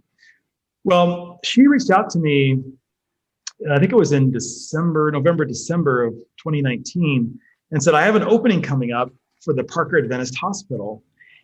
Now, she didn't really, I think, understand the significance of that being the hospital that I actually was in, where I actually had my surgery. I mean, so for me, it was a coming full circle moment, to be able to have the accident lead to the art path. And 2 years later, I have a solo exhibition in that hospital in their healing gallery. It was just like, I couldn't make that up, right? Right. So that show was installed, and about 2 weeks later, the pandemic came full force. The hospital shut down, and no one could see it. And so she said to me, we've decided, I'm sorry, let me back up for a minute. That's actually the pandemic, everything got shut down, kind of March timeframe. The show was installed the 3rd of July. Then the hospital shut down and no one could see it. It was supposed to be there for 90 days.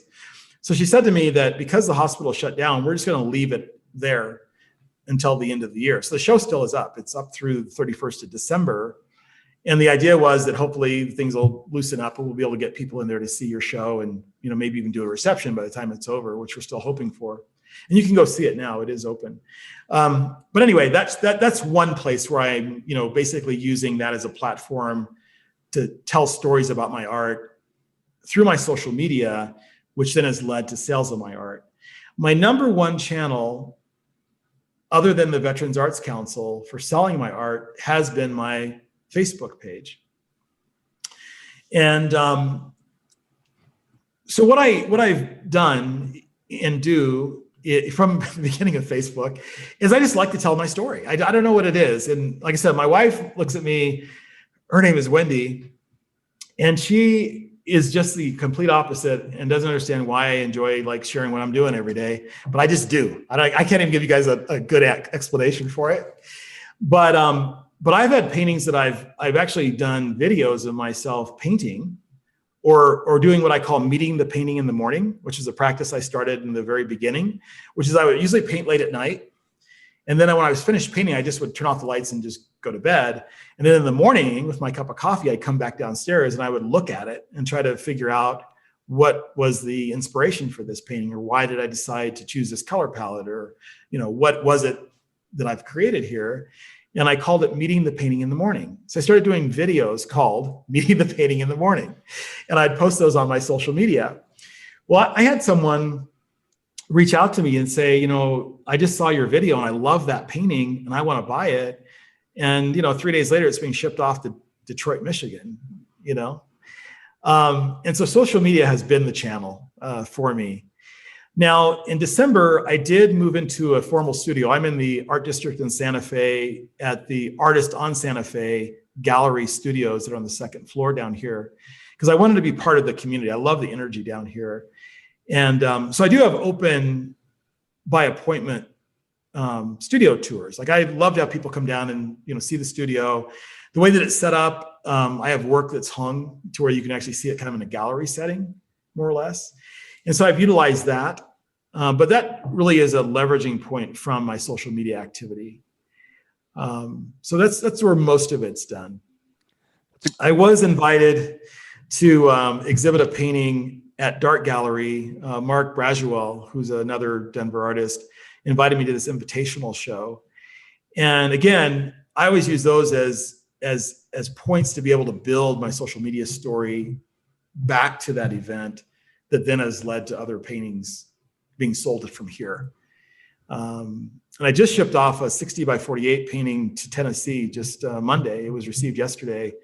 So it's just kind of, again, not understanding fully like where the resources or the process is going to resolve, but just doing the action. I just think that's what it's all about. Doing this with you guys today. I mean, who knows what this wonderful experience with you guys is going to lead to, but I have faith it's going to lead to something, That's awesome. So, James, really social media was made for you. Like I see your stuff all the time, which is why we're talking to you. In the algorithm of Facebook, you kept on coming up. I saw that you were friends with other artists that I knew. I started exploring your stuff. I started seeing, I found out, or I saw you post something with Bob Raglan. And then I've seen, the various things that you've been doing as far as these studio tours and talks.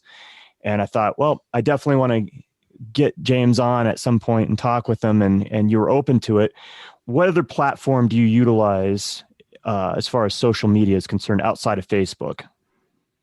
Yeah, so I have a Instagram that I only use for my art.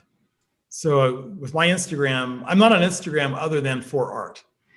And the way that happened, it was kind of a funny story. As much as I love social media, I really enjoy Facebook. And I was at a show on a First Friday down at the Veterans Arts Council, and a young lady who was there with 3 of our other friends came up to me and started talking about my art and so forth. And she says, "What's your Instagram?"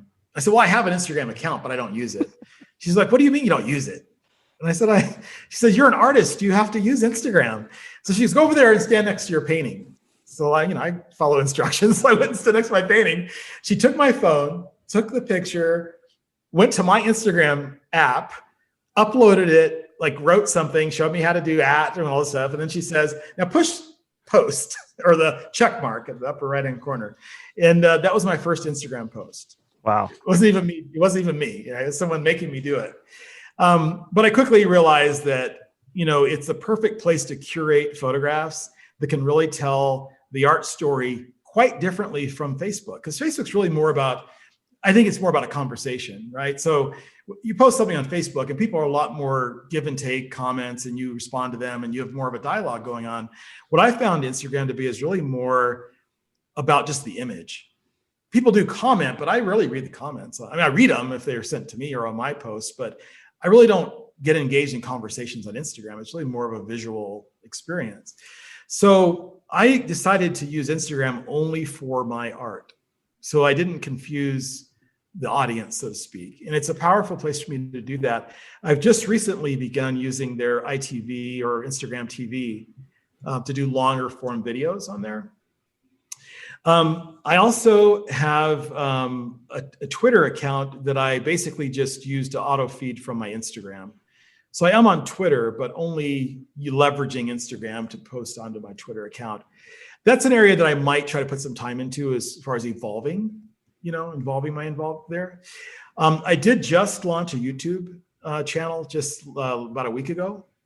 And I've got maybe 10 or so videos on there now. I'm really going to work on that hard. I mean, I think that's an area that just from a business standpoint, I think the opportunity to do process videos and artist talks and studio tours and all those different things can be really uniquely done on YouTube. And so I'm going to really work on that.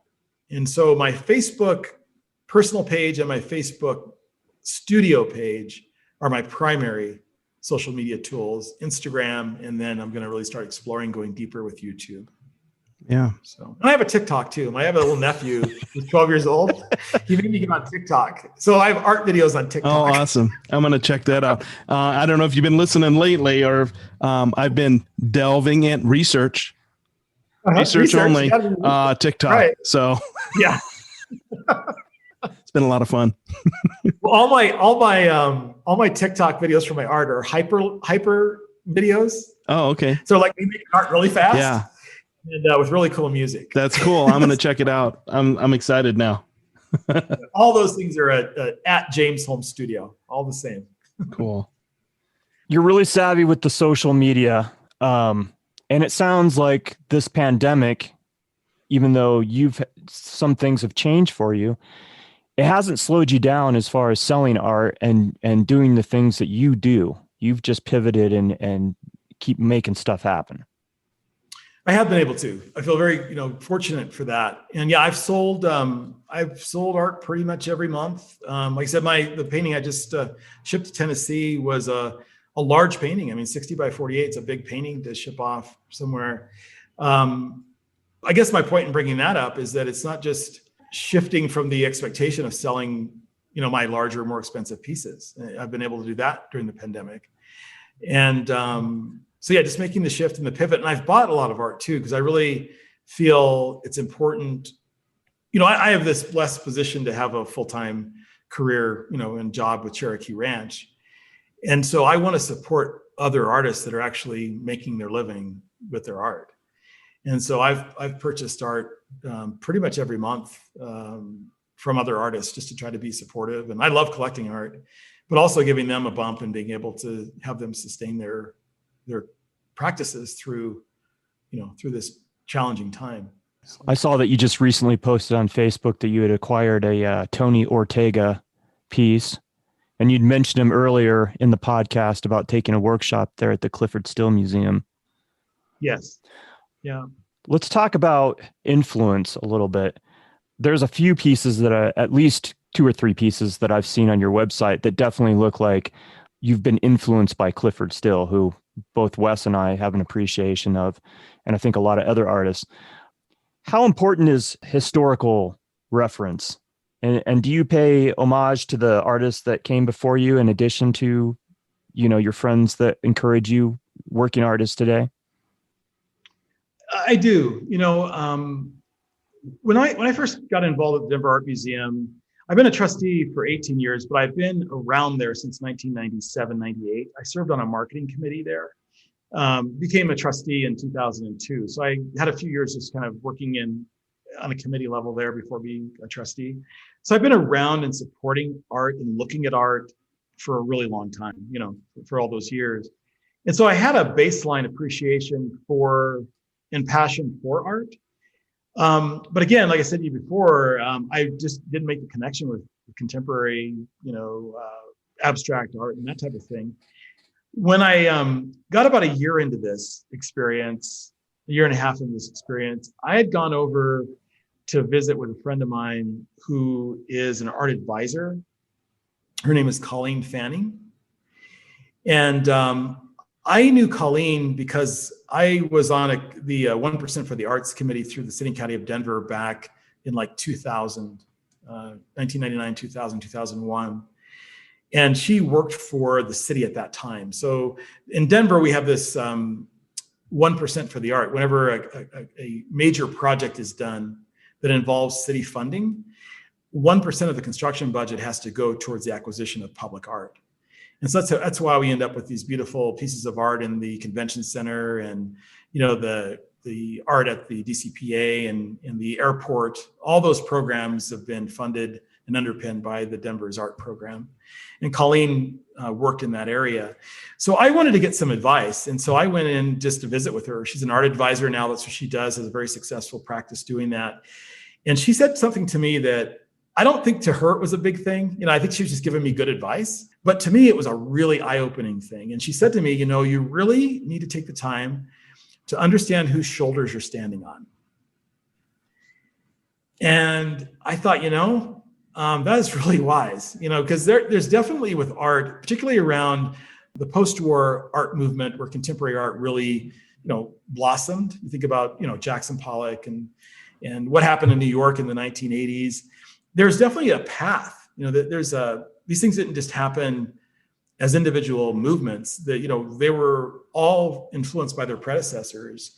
They all did things to really, make dramatic change and shifts from what their predecessors had done. But there's a linkage to all that. And to me, it made a lot of sense to really understand influences. And I hadn't thought about it that way before. But since she said that to me, I've taken that a lot more to heart and a lot more seriously looking at what other artists are doing, what artists before me had done. The first painting I ever did, this little, like I said, it's on a little 2x2 or 3x3 canvas. It kind of looks like a Clifford Still painting. And the reason for that is because I think I'd spent so much time just going to the Clifford Still Museum. I'm guessing. I imagine that's where that came from. I mean, maybe not. Maybe it's a coincidence. I don't really know. But consciously, Clifford Still is definitely an influence now, because I've definitely taken the time to really study Still's work. I've recently had a couple of people point out to me that some of my work has a connection to some of Damien Hirst's work when he was more painting than doing things like the formaldehyde animals and that kind of stuff that he's done most recently.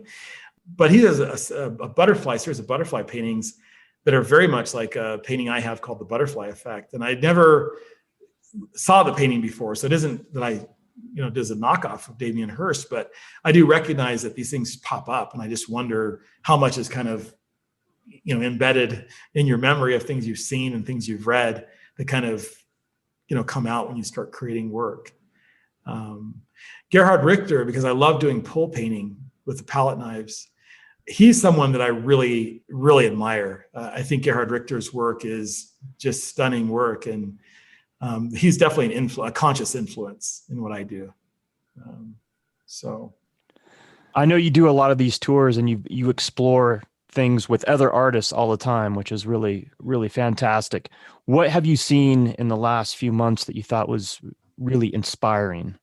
Because I know you get out to galleries, and I think you posted that you just seen the newest show that the Denver Art Museum has on display. Yeah, the new Frida Kahlo and Diego Rivera show. Yes. Which I'd recommend for people, and to do it quickly, because of the whole pandemic thing. It seems like things are getting a little bit, tighter in Denver again. And just for the risk that things might, close down or whatever, I would get out and see that show as soon as you can, because it really is worth seeing. I do try to get out every week. I try, whether it's a show at a local gallery or visiting one of the institutions.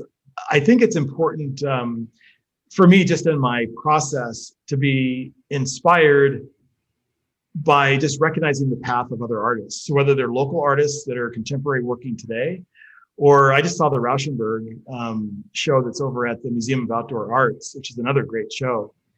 But being able to understand how artists made work and what their challenges were and their particular path is really inspiring to me. And I love doing that with other artists mostly. Meaning I'll go by myself. I'm okay with just going to the museum and just going to see a show. I can do that and have no problem with that. But I more often like getting together with an artist friend because of the conversations that happen, in that kind of a setting. There was a really great show at the William Havu Gallery that was done by a local artist. It was a solo show by Amy Metier, who used to teach, I think, at Metro and is a working artist. And she has these wonderful large canvases that are these brilliant abstract expressions, very loosely done. It was just a stunning show. And I posted on that show and really tried to get as many people as I could talk to go and see it, because it was really good. There's a really good show right now through the end of next weekend down at Dart Gallery that is Lydia Regal, who's another abstract artist. Kind of interesting, Lydia and I knew each other back in the 80s in the real estate business. And she wasn't painting at that time, I don't believe. And I certainly wasn't involved even in the art museum at that point in time, or art at all. And then the first Friday event I did down here, I was walking down Santa Fe and saw her coming towards me on the sidewalk. And it's like, oh, Lydia, I haven't seen you in like 20 years. What are you doing? And she says, oh, I have a painting here, a show at the Bit Factory. And I said, well, I have a show here next door at the VAC. It's just, like I said, it's crazy. These crazy things happen. And that's a show I'd recommend too. So the Dart Gallery, I would definitely recommend that. Yeah, so I do get out and see a lot of art. You mentioned before that you've been a trustee for 18 years, you said, with the Denver Art Museum? Yes. I want to talk a little bit about art advocacy. You've sat on other art organizations on their boards and so forth. How important do you think it is for artists to participate in art advocacy? I think it's vital. I just was in a conversation with a bunch of artists yesterday on a Zoom, and this whole topic came up about art advocacy, about the art market, and about museums. And so what kind of brought this conversation, this topic up, was that the Baltimore Museum deaccessioned 3 paintings to Sotheby's that sold this last week at their contemporary art evening auction. And the reason they said they were deaccessioning these paintings was to take those funds and direct them towards acquiring art by women artists of color, very specific, kind of a trek. After they announced that, it came out that they also were going to use some of those funds to address salaries, I think, in their staff and other expenses. And then it got to be a little bit cloudy, a little bit muddy in terms of the way that people perceive that. Because, the reason that wealthy collectors donate art to museums is they want to create and protect their legacies most of the time. And usually those donations or those gifts to those institutions come with a set of guidelines around what you can and can't do, or why you can and cannot deassess art. And so it brought up this whole conversation about whether or not it was appropriate for the Baltimore Museum to deaccession these 3 paintings to pay, at least in part, expenses, which is a bit controversial, really. So then that led into a conversation about the auction itself and kind of the perception, and this is something I'd like to change, by the way, with artists, is having a adversarial attitude towards the business of art and the art market. So to say that, that the conversation about, Jordan Castile had a painting go through that sale a couple nights ago that sold for $560,000, Jordan Castile. Well, someone said, well, did she earn that money, or did she make that money? And of course, the answer is no. Somebody bought a painting from her, probably for $100,000 or whatever it was.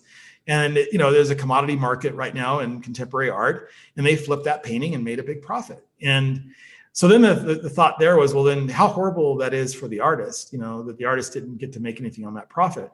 That is a discussion that's been going on since the 80s. There's a really kind of famous encounter that Robert Rauschenberg had at I think it was a Christie's sale with a collector named Robert Scull, who had something that was really this famous contemporary art sale called the Scull Sale. That was really when contemporary art really became a commodity, was that sale. It had all these huge prices, and Scull had flipped all these paintings from these artists that he bought directly from the artist. And Rauschenberg was complaining to him about he had made this huge profit on his work and that Rauschenberg himself wasn't benefiting from it. And Scull's answer was, well, yeah, you've been working really hard to create this art, and I've been working for you too. Because imagine now the next piece you're going to sell, how much you're going to make. And it was really what he was trying to tell him, or trying to share with him, was the idea that you don't have to separate the art market and the business of art from the creative process of being an artist. And today, a lot of artists struggle, I believe, because they have a mindset that somehow it's impure to think in a business way about your art career. Like, to be really intentional about it, like to really be out there with the intention of selling your art, and to be conscious about your price point. And if you sell enough pieces at a certain price, you should create inflation in your values, because the market's proven that your work is worth whatever that inflated price is. So I think that, to go to art advocacy, whether it's artists serving on boards to really give the artist perspective about collecting. It's not really a board member's place to tell curators how to collect or what to collect, but I think it's important for voices to be heard around all the issues that go around collecting art in an institution that's a public institution, or an institution open to the public, even if it's privately held or held in trust.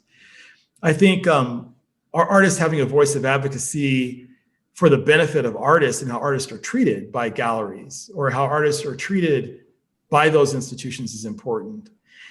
And I think artists shouldn't exclude themselves from thinking that there's a place for them. Because I can say to you, from my just personal experience of serving on the Art Museum now for 18 years, not thinking about it as being an artist, but just serving on it, and other organizations and other boards, that it's a welcomed voice. And probably I would even say to you that I'd be willing to bet, I don't know this for certain, but I'd be willing to bet that most of the time that those places are void of artist presence, it's probably more the artist is assuming that they don't have a role than that the institution's not willing to welcome them in. Because I think the institutions would welcome them in. And so I'd like to advocate for that, for artists to become more active in sharing their voice and advocating for what's important to them, and helping give perspective to wealthy donors of institutions about what's important to artists. Because these are people that are using their resources to really support art and thereby support artists. And I think there's an opportunity there that's not being taken advantage of by artists. It's a good way to advocate for your world and make connections with not only fellow artists, but also, like you said, people that are willing to promote and donate to the arts. Yes. Yep. That's right. I want to ask you about pricing of your work. Where does a James Holmes original start at, and what does it go up to? It's been a real interesting path for me, because again, I started this whole thing being drugged to my first show. And so then the idea of actually pricing my art was something that, I just had to figure out what I was going to do. And I pretty much winged it that first show. I mean, the prices I put on those pieces had no relevance to anything that I could go back and tell you the reason why I priced them, what I priced them. What I have come to do over the last year and a half or so is when I go into a gallery and look at a show, like the Amy Metier show at Havu Gallery is a perfect example. I'll walk into a show and I look around and I think about, could my art be here? Like, is my art worthy? If this was not a solo show, if it was a group show, and I had a painting in this show, would it stand out as being, the outcast of the show, or can it stand in there with these other paintings? And that's the process I've gone through over the last year or year and a half. Is just when I go into a gallery, is looking at the art that's on the walls and trying to figure out where I think I measure up. Certainly the sales experience of achieving a price gives you confidence that you're not overpricing yourself, I think. I've talked a lot to artist friends about the concept of charging a dollar amount per square inch as a concept. But not all paintings take the same amount of effort or time, or the end result isn't always the same, so not every, 60 by 40, I love painting 60 by 48.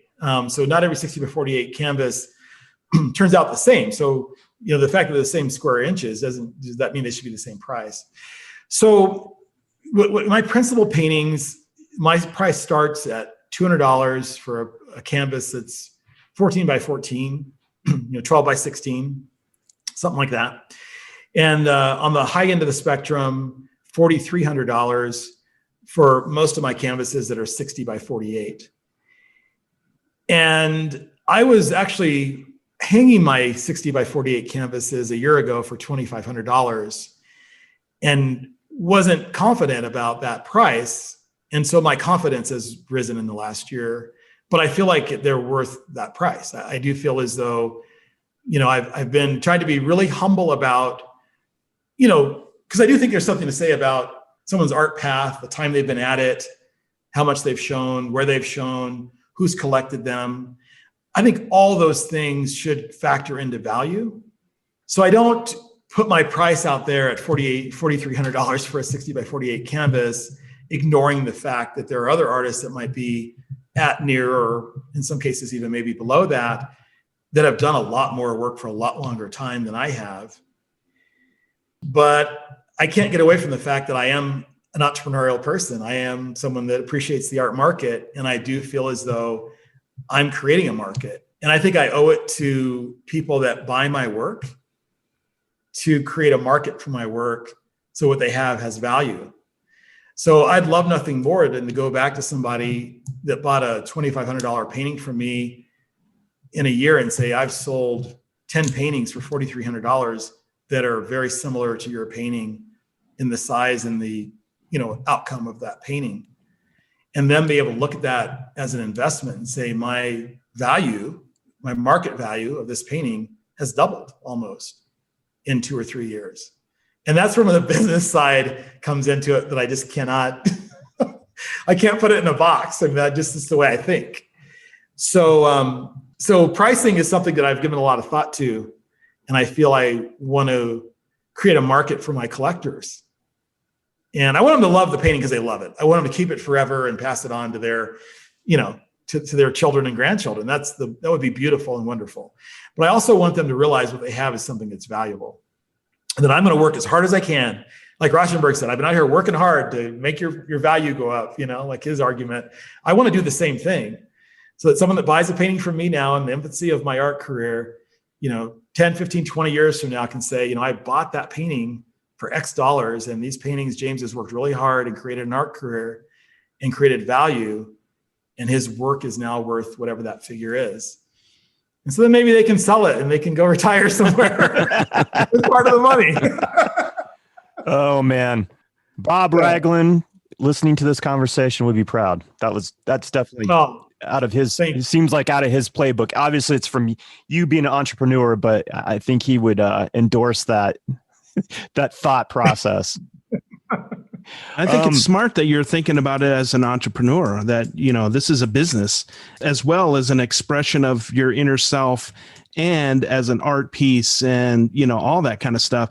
I think you can't take that away, can't push that to the side and try to figure out what it's worth without taking into consideration of, what would the market hold? And I love the idea that you go to other galleries and look in there and say, can my stuff hang in here?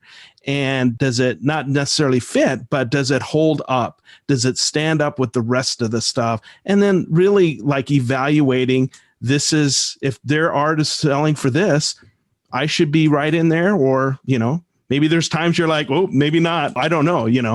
If you went to the Clifford Still and said, do I hold up? Maybe not. I don't know. There's some place where, I definitely recognize I hit my ceiling, and I definitely walked out of a couple of galleries humble, like saying, wow, I've got a lot of work to do still. But I will say one thing about my prices that's been like affirming. I look for affirmation a lot too. So I look for signs and signposts as I go along, but I also look for affirmation, whenever that shows up. And I had, when I first installed my show at the hospital, so it's 18 paintings, I had a friend of mine who is an art consultant, an art advisor. She works mostly in China. Like, she's created a whole market in the China market. She's done a lot of work with the art museum here in Denver. She sent me an email and said, your prices are too low. Because I'd sent her a little PowerPoint of what I was going to be installing. Because I just wanted her opinion of the way the show was set up. And she looked at the prices and she sent me back a note and said, your prices are too low. And then I most recently invited Lee to come look at the show, Lee Lebier. And she, of course, as you guys know from your extensive interview, which was a fantastic interview, has a lot of experience, and she's worked in galleries, and she's managing the estate of Joel and Dewsbury. So she really does have a really good hand on the pulse of the art market. And the first thing she said to me was, your prices are too low. So that was like affirmation from two people that are experienced, that are either art advisors or curators. And so it just made me feel like, okay, I'm not, because I don't want to get ahead of over my skis, as they say, right? I want to make sure that I'm really thoughtful about everything to do with my art. I really feel like this has been a gift to me, and I don't want to abuse the gift, and I don't want to get egotistical about it. I don't want to be thoughtless about it. I want to be humble. And so I look for other people to affirm. Like when the question came up from Lorenzo Chavez, are you an artist? I wasn't going to answer that question on that day because I needed to go find out what that even meant. And it's the same way with my prices. I want to know that my perceptions at least have validation from people that actually do know. Right. So, anyway, I think if Lorenzo's asking, like, I didn't even know you were an artist, that's a pretty big deal, because he's a phenomenal plein air painter. I love his stuff. And what a great man. Yeah. He is one of the kindest. He came to that first show of mine, and it was the most touching thing. Yeah, that's awesome. As an art collector, what kind of things do you collect? Is it more just supporting your friends that are artists in the community, or do you search out certain things, or it's just you see it, it's good, and you got to have it? Yeah, it's more the latter. So I started collecting in the kind of mid to late 90s. And the first artist that I really collected in thinking about, they say that a collector, now there are people that just like art or they like a piece and they buy something, that they want to have. They say a collector on average will have 5 pieces from an artist that they collect. That because the collecting mindset is different. With people that think about things as a collector, like with Bob Raglan as an example, I bought some paintings at a Bob's shoebox. And I'm a collector. My mind works that way. So I said to Bob, well, do you have anything available? Because I would like to have something that represents your watercolors. And so, most recently, I went and I bought a watercolor from him. And I'm like, okay, now, did you ever go out and exhibit and show your drawings? In other words, I would like to have a representation of Bob's body of work. And I bought one of his sculptures. He does these found object sculptures. So I bought one of his, it's a horse, this beautiful, really cool horse sculpture. And that's the way a collector's mind works. It's like if an artist is out there putting work out in 2 or 3 mediums, you want to have representation of those things because it's a collection. It's not just I have a Bob Raglan painting. I have a collection of work by Bob Raglan. So back in the mid 90s, I started collecting Alvar through a commercial gallery. It's called the Masters Gallery now, but it was called Gallery One. Paul and Bonnie Zuger own that gallery. And I started collecting Alvar. His name is Alvar Sonal, and he's a Spanish artist. He does a lot of work that's Cubist style. It's very heavily influenced by Picasso on religious themes, mostly. And so I have, I think, 4 of his works. I've collected a fair amount of figurative work because, again, I couldn't really get my mind around the abstract side of things back then. So I have, work by Pete Peterson and others along those lines. Since I've been painting myself, I've only, other than a painting I acquired recently from Lorenzo, I've only purchased abstract work. So I've got Carla Raines and Nicole Corby and Courtney Cotton, Tara Kelly Cruz. Those are all Denver artists that are abstract artists. And so yeah, now I seem to be kind of building a collection of abstract work, but a lot of paintings, mostly paintings. And I try to, I think it's fine to buy prints. I'm not sitting here trying to be elitist about prints, but I tend to not really like to buy prints. I tend to like to buy original art myself. I'm not saying, I think prints are fine, but for myself, I like to buy original work. And I like to meet the artist. That's a big value for me. So if I can't actually meet an artist, it's a takeaway. I like to be able to know who the artist is and have a conversation and buy the work. So you just brought up some numerous good points and things that I want to explore with you real quick here. So how important, you just put an emphasis on how important it is for you as a collector to meet that artist. How important is that connection as a collector and then from the artist standpoint with a collector? I think it's incredibly valuable as a collector to be able to understand what the artist is trying to communicate. So I love to meet an artist that I want to buy a work from and find out about their backstory. Why are they creating the work they're creating? How do they create it?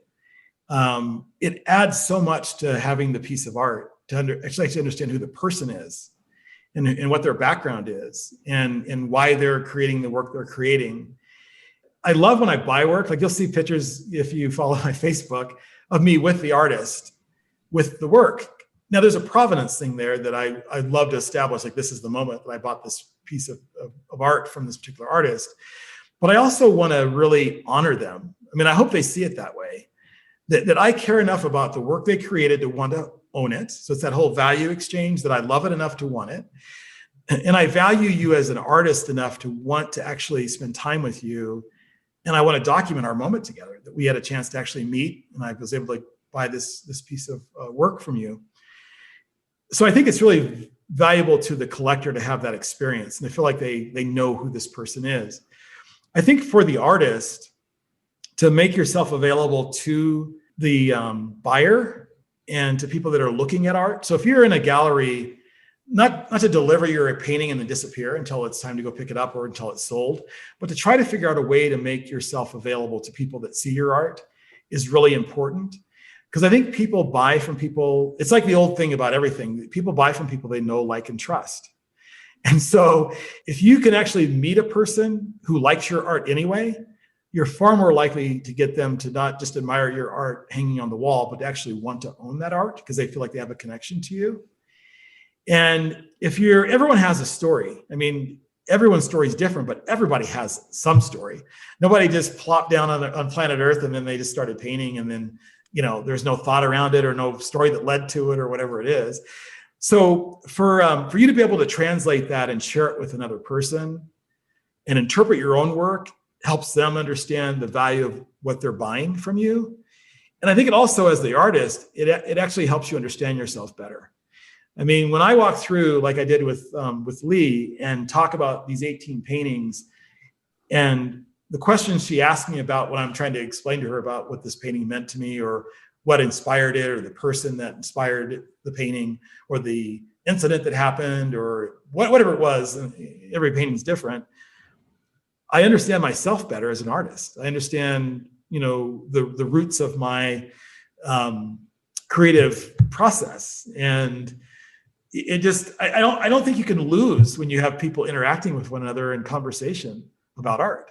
I mean, it's just, there's no takeaway from that isn't good, for both people, for both parties, Yeah.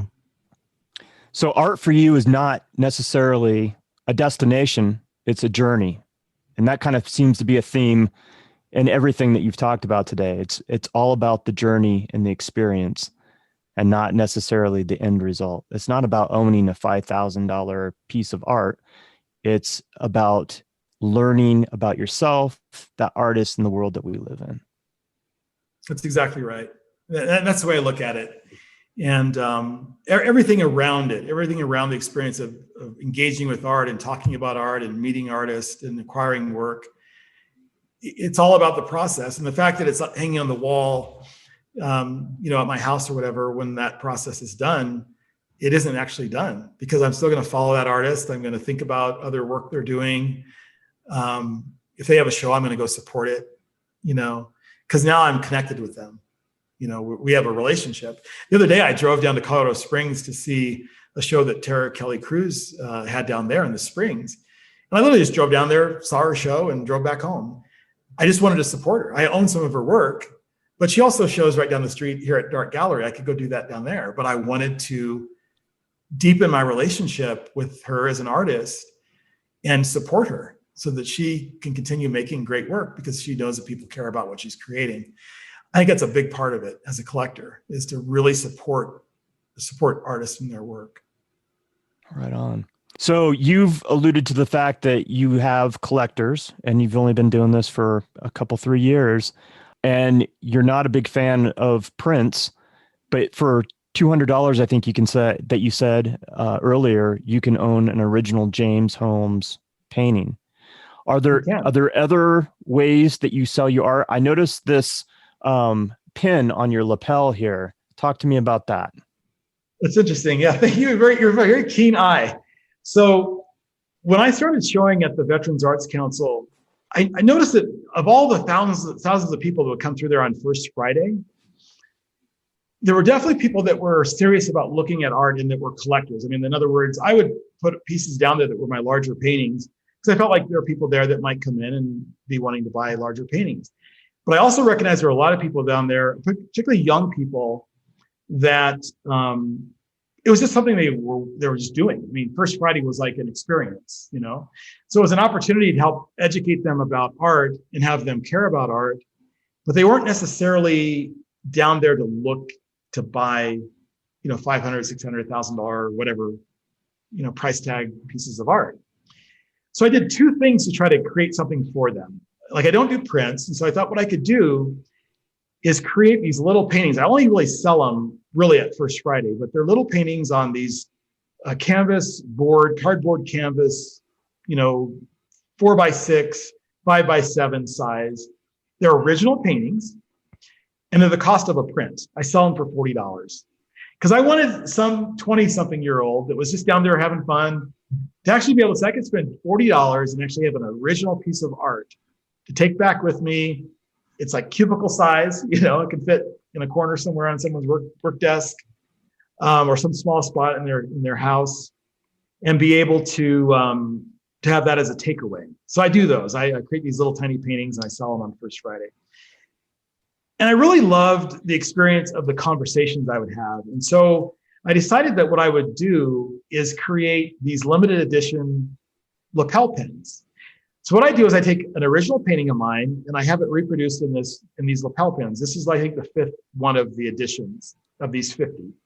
Limited to 50 each, 5 editions so far. And I actually sign them on the back and I number them 1 through 1, 1 of 1, 2 of 1, up to 50 of 1.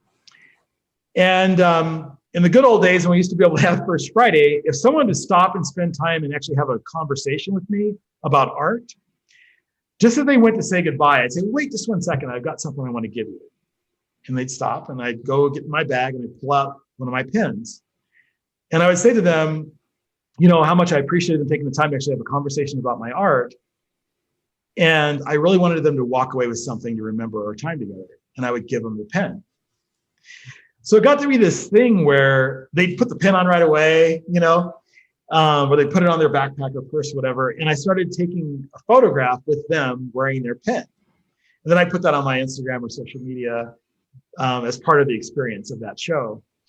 And so it became a thing where people would come in, and if they'd seen that, if a handful of people that have seen or follow, and they come and have a visit with me or whatever, they knew it was coming. They knew that they're going to end up getting like, here's your pen, So this thing right here has been great as a simple way of just, again, connecting with people and giving them something to take away that they can remember our time together.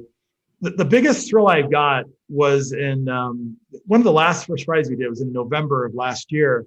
Someone came in through the gallery at the Veterans Arts Council, and they had one of my pens on their backpack that was over their shoulder. Like they didn't even come stop and look at my art. I just saw them milling around, and my pen was on their backpack on the back.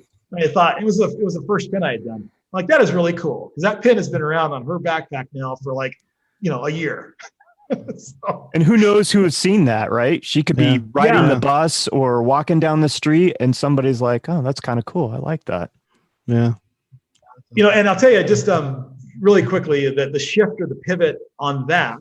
So my small paintings that I was doing at First Friday and my pins, the shift I've made because of COVID, because we don't have First Friday anymore, and we're not going to probably be gathering in large groups anytime soon, is I actually set up a Patreon account. It's a crowdfunding for creatives, and a lot of other people are on it too. But I decided that I'm going to actually do a Patreon, and my Patreon level at $10 is they get the pen. The Patreon level at whatever the next level is, they get one of those little paintings. I've got like 50 of these paintings I've done.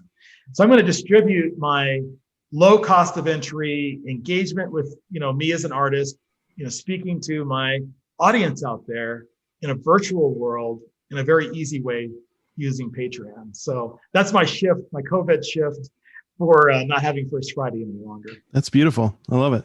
That is, man.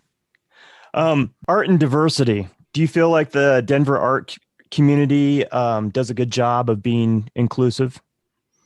I think it does. And I think it's getting a lot better. I mean, right now, that's a very front of mind topic. In fact, the Art Museum, I'm really proud of the Denver Art Museum for creating what they call a roadmap to diversity, equity, and inclusion. And it's actually a program they put a lot of time and resources into developing. And they're just now starting to kind of take that out and share that outside of the ecosystem of the museum itself. And it really, what I tell Christoph Heinrich, who's the executive or the director of the museum, is that the museum shouldn't be shy about that because the Denver Art Museum has been pursuing diversity for like 40 years. It goes back to when Barry Hirschfeld was a board president. And when I first started working at the museum on a marketing committee, we had an African-American outreach advisory committee that they let me chair, that we used to do receptions. We had Ed DeWhite do a major reception at the Art Museum. And it led to the purchase of a piece of art for the African and Oceanic collection down there. So they've been active in that for a long time. Other institutions, as a response to Black Lives Matters and the consciousness that everyone has around that right now, have taken a more visible, aggressive role in trying to figure out what their voice is around inclusion and equity. So I do feel as though there has been sincere efforts in the Denver market anyway to address that. What I talked about earlier with the Baltimore Museum, I think it's a controversial effort because of just some of the way they've kind of changed their mind about how they're going to use the funds. But I think their initial idea had good intent, was that we're going to deaccession and create funding to be able to buy art by women artists of color.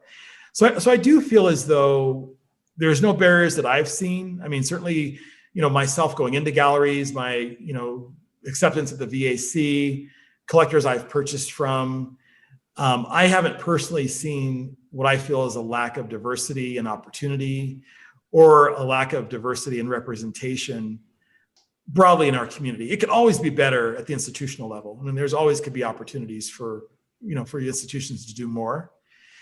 Jordan Castile, she had her first major museum show at the Denver Art Museum, And so I think that, they had a residency with Mark Bradford a few years ago now. But so I think that does exist. And I feel like the effort's there and the intention is there.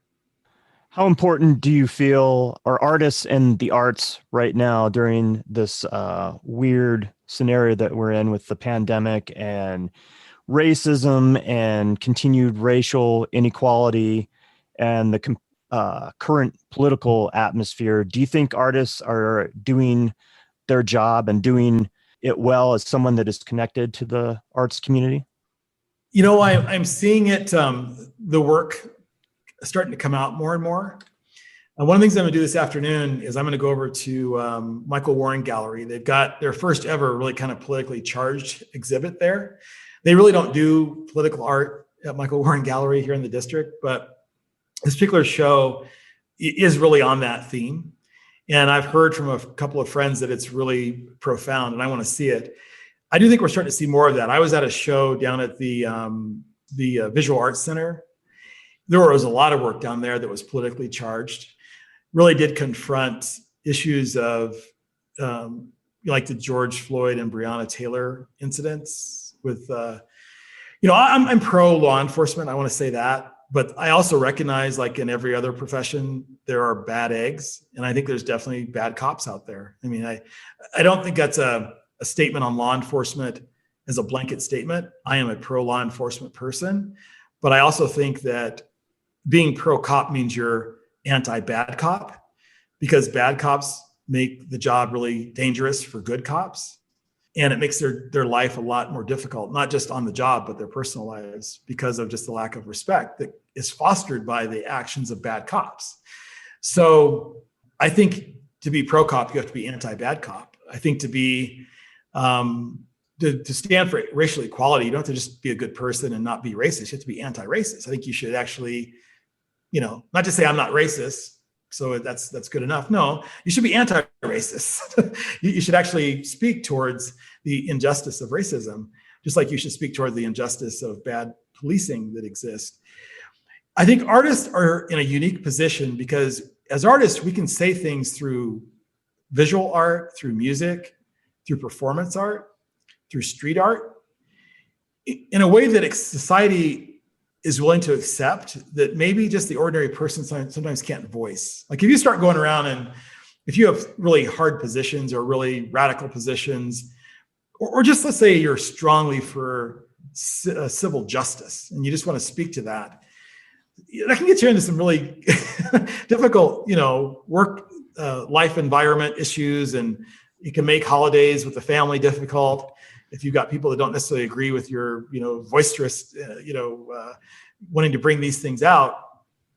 But if you write a song about it or you paint a painting about it, somehow people are okay with you expressing yourself in that regard. So in some ways, artists are uniquely gifted with the privilege of being able to speak to social issues, and people will actually listen. And I think back to that somewhat famous story of Pablo Picasso being drug along to finally paint a painting that spoke to fascism.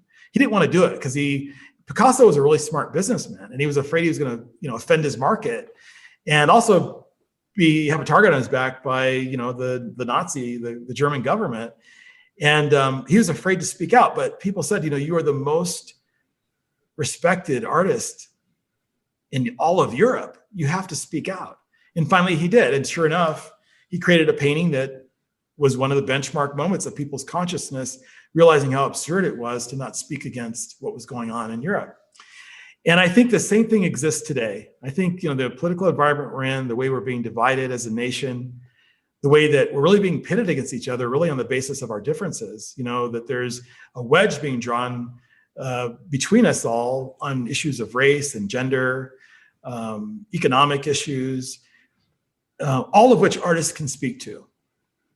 And I think artists should take up a mantle. And if they don't feel it's their right, or not even right, it's not their place, it's not their calling, let's say, to create art that speaks to justice and speaks to the political environment, then maybe the best thing to do then is to support those that are doing that. Share that work out. Go to their social media and illuminate the work of those artists that have the courage or the ability or feel the calling to do that. I've even thought, I'll share this with you guys. I've only, I think, told maybe one other person this, or maybe two other people. I've thought about creating an alternative identity around my art to speak to social issues without clouding my fine art that I really want to focus on, which is all about, really positivity and light. I'm trying to give love through my art. I'm trying to put more love into the world through my paintings. I'm trying to take my experiences that are good and translating those. Even my accident was a bad experience, but there's so many good things that happen as a result of it. Even painting about that experience resolves itself to a beautiful representation of an experience that is good. I don't want to confuse that by these dark subjects. So I've been tempted to just say, okay, other artists have done it. I think of people like Thomas, who's, his Detour, and other artists in our community and, around the world, who find a voice to be able to channel that part of what they do.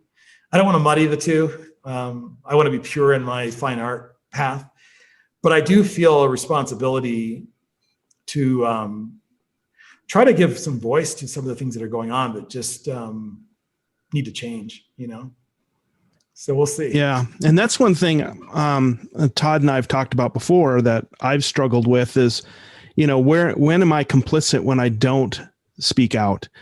And right. It's really hard because, I have this podcast to think about. I do sales and I have business relationships I have to think about. But at the same time, there's a moment where you have to stand and rise up and speak the truth. And it's really difficult. And I've thought about that too, having an alternate Facebook page that I speak what I feel is the truth without trying to tamp it down because I want to protect what we have here. Because I think what we're doing with exposing people to artists like you is important. And I don't want to become politicized, although I'm willing. And if you've listened to our discussion with Ron Hicks, we're not shy about it. But, at the same time, I'm conscious about, I don't want to look like an idiot. Right. Yeah. Right. And you're not people that might otherwise love, because you guys provide something that's really valuable to artists. I think your format and your podcast is a very valuable asset to the arts community. It's such an honor to be on here with you guys. But I agree, there is the concern to think about if you're going to alienate a bunch of people. And so those are always hard choices. Yeah. I make that choice every day because of my role with Cherokee Ranch and Castle Foundation. I represent my board. And so, I have to be careful not to misrepresent my board. Yep. I mean, not that they're all good people, but I'm saying they may not want this radical executive director out there, stirring up all this political angst, because I have to be true to my role and my mission there. Yeah. And so to be able to find a way to create some separation between that responsibility, my desire to keep my fine art, hold this precious space of just energy of joy and light and goodwill, and for people to feel good when they see those paintings, apart from the realities and not wanting to be complicit. That's the struggle I've got, is trying to figure out how to serve those three positions. Yeah, and people can't separate you from your organization. If you're speaking out, they think you're speaking out for the organization. And it's hard. When I worked at the Cheeseman Center, well, even now I have a nonprofit called the Vantage Institute. We do civic education programs, We the People. And so I'm very conscious about being nonpartisan. I did 3 interviews on South Dakota Public Broadcasting, and it was like, one of the compliments I got is like, man, I couldn't tell what side of the aisle you fall on. And then I feel like I'm successful, because because people can't separate it. And I really feel it was important for me to be neutral as a representation of either of these organizations. So yeah, it's tough. It's a tough position. Really polarized too, doesn't it? I mean, you think back before 2016, our differences politically weren't going to cause us to kind of snipe at each other. In this environment, it's so polarizing that if there is disagreement, it's not like a small thing. I mean, people really go at you personally. They really internalize it. So as long as we're in this toxic environment that we're in, it's hard to have that separation. Yeah. So I'm glad to hear someone else is struggling with the same thing, because it's something that I definitely go back and forth around. Yeah. And have been for the last, couple of years. Yeah. It's really complicated. You want to be a force for change. And at the same time, you don't want to, we wouldn't want people not to listen to this podcast and get the information that's conveyed by all these wonderful artists, because they feel there's a political leaning of some sort, and like Wes said, we both have had numerous discussions and definitely have strong thoughts on a variety of subjects. But is this the platform to do it? Like you said, we don't want to alienate anybody in the artist community. So maybe that's a separate podcast. Maybe that's a separate identity where we can just address social, political subjects and talk about those things. Yeah. And then if you don't want to listen to it, you don't have to tune into it, right? Right. Yeah. You don't have to give up, you don't have to give up what you love, which is coming to your podcast, the Tenet podcast, to listen to artists and artist stories and get away from all that stuff. Right. So yeah, I think you're walking that thin line that I think all of us have to kind of figure out how to navigate that are in the public space. Yeah. So we're going to start to wrap this up, but I want to go out on some more positive notes and less heavy subjects. So like I said, I guess I've stalked you, James, on Facebook, because I look at your stuff pretty frequently, and I was like, I like this guy, I appreciate it. And one of the things is you share a love of music. I'm a huge music fan, and when you post things, I see, whether it's videos of somebody performing or different songs or whatever, I definitely feel like we're kindred souls in our musical taste. You have a very eclectic taste of music, everything from blues to punk to country music. I think it's wonderful. How much does music play a role in obviously it plays a role in your life, but also in your artwork? I saw today, or maybe it was last night, you posted that you have a David Byrne Talking Heads, which I love, playlist queued up to listen to in the studio this weekend. Yeah, it's central to my process. So my process is, and this was the truth when I was actually painting at home too, it was kind of the same process. I come into the studio and I don't start painting right away. I like to just kind of create separation from whatever else I was doing before. So whether it was I was at work before, or I was at home doing something, or whatever it would be. So I tend to spend the first 30, 45 minutes kind of piddling around, cleaning a studio or whatever it is. I'll find something to do around here. And but my mood that I'm in, whatever I'm thinking about, it always resolves itself to music. So like with the David Byrne playlist, I kind of decided yesterday I wanted to listen to some of his music for a while. So that's kind of already in the queue, so to speak. But most of the time I come down here not really knowing what I'm going to put on. And I'll sit down and just kind of decide how I'm feeling and what I want to listen to. But I always paint with music.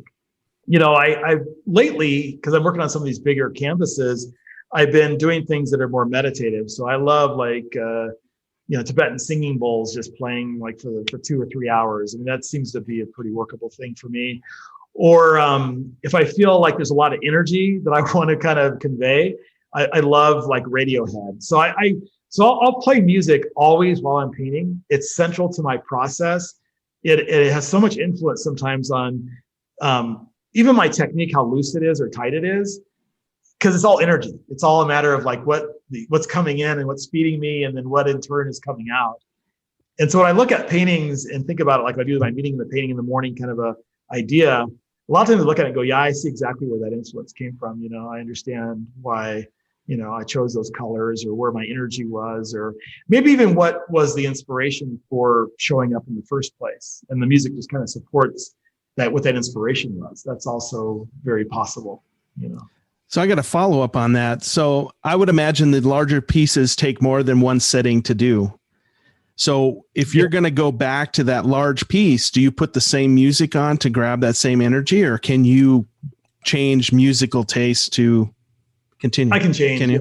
Yeah, definitely. Yeah. And I thought about that before, because when I do my meeting in the painting in the morning sessions, I talk about like why I chose this music, or whatever, when I do those videos. I wondered about that because I used to paint in one session all the time. And then as I started getting to the larger canvases, it would sometimes take more. And as I've learned more too, I've learned what a painting's really done versus when I thought it was done. And so those larger, works do take more time. And I find the music could be completely different. It's all about where I'm at personally, and the music kind of matching where I'm at. Yeah. Because I would imagine, if you kind of have to be in the same headspace, if you're working on something that's a little intense, you want to kind of be back into that. And if all of a sudden you had you've seen a unicorn and some butterflies, you're not in that intense space no more. It could change, but anyway, exactly. It's just funny. Yeah, where'd that yellow come from? All of a sudden, right. Yeah. Working on a darkened painting, Oh, well, that's a good point. I never thought about it that way. It can shift in its meaning, in the final piece, but yeah. I'll make one more just really quick comment about music is, I didn't realize that I was trying to find a creative voice, when I kind of got kicked into this art path. But when I look back on music, there was a period of time a few years ago where I tried to learn how to play the guitar. And so I famously have this collection of guitars now. And if you search for it on the internet, on YouTube, you'll find this little project I had called the Summer Day Project, where I wanted to, within 1 year of starting to learn to play the guitar, I wanted to write, arrange, and perform and sing a song. And so that was like my goal. I'm goal driven. Like if I got to set a goal out there to like work towards. That's awesome. It just works better for me if I do that. Guitar was not meant to be my musical path. I mean, it was a struggle learning how to play. I never got, I don't think, that good at it. I think the song I ended up producing at the end of this whole process was okay. I'm proud of it. It's on the internet, so I'm proud enough of it. But nobody's going to, listen to that and go, wow, this guy needs to be signed to a record contract. The art making has been exactly the opposite experience. In other words, it's required a lot of work. Like I've put in the effort. I've put in the work creating work. I've put in effort meeting people and networking into the art community. I put in the work, the daily action to try to earn the place I've found myself in after a couple of years. So I'm not saying it's been like just a cakewalk. It's all laid up for me. I don't mean it that way, but it's been natural, organic, flowing in process to get to where this is going. The guitar was exactly the opposite. So I feel like this is what I'm supposed to be doing. I wanted to play the guitar. This is what I'm supposed to be doing in terms of a creative voice. I love that. Yeah, I do too.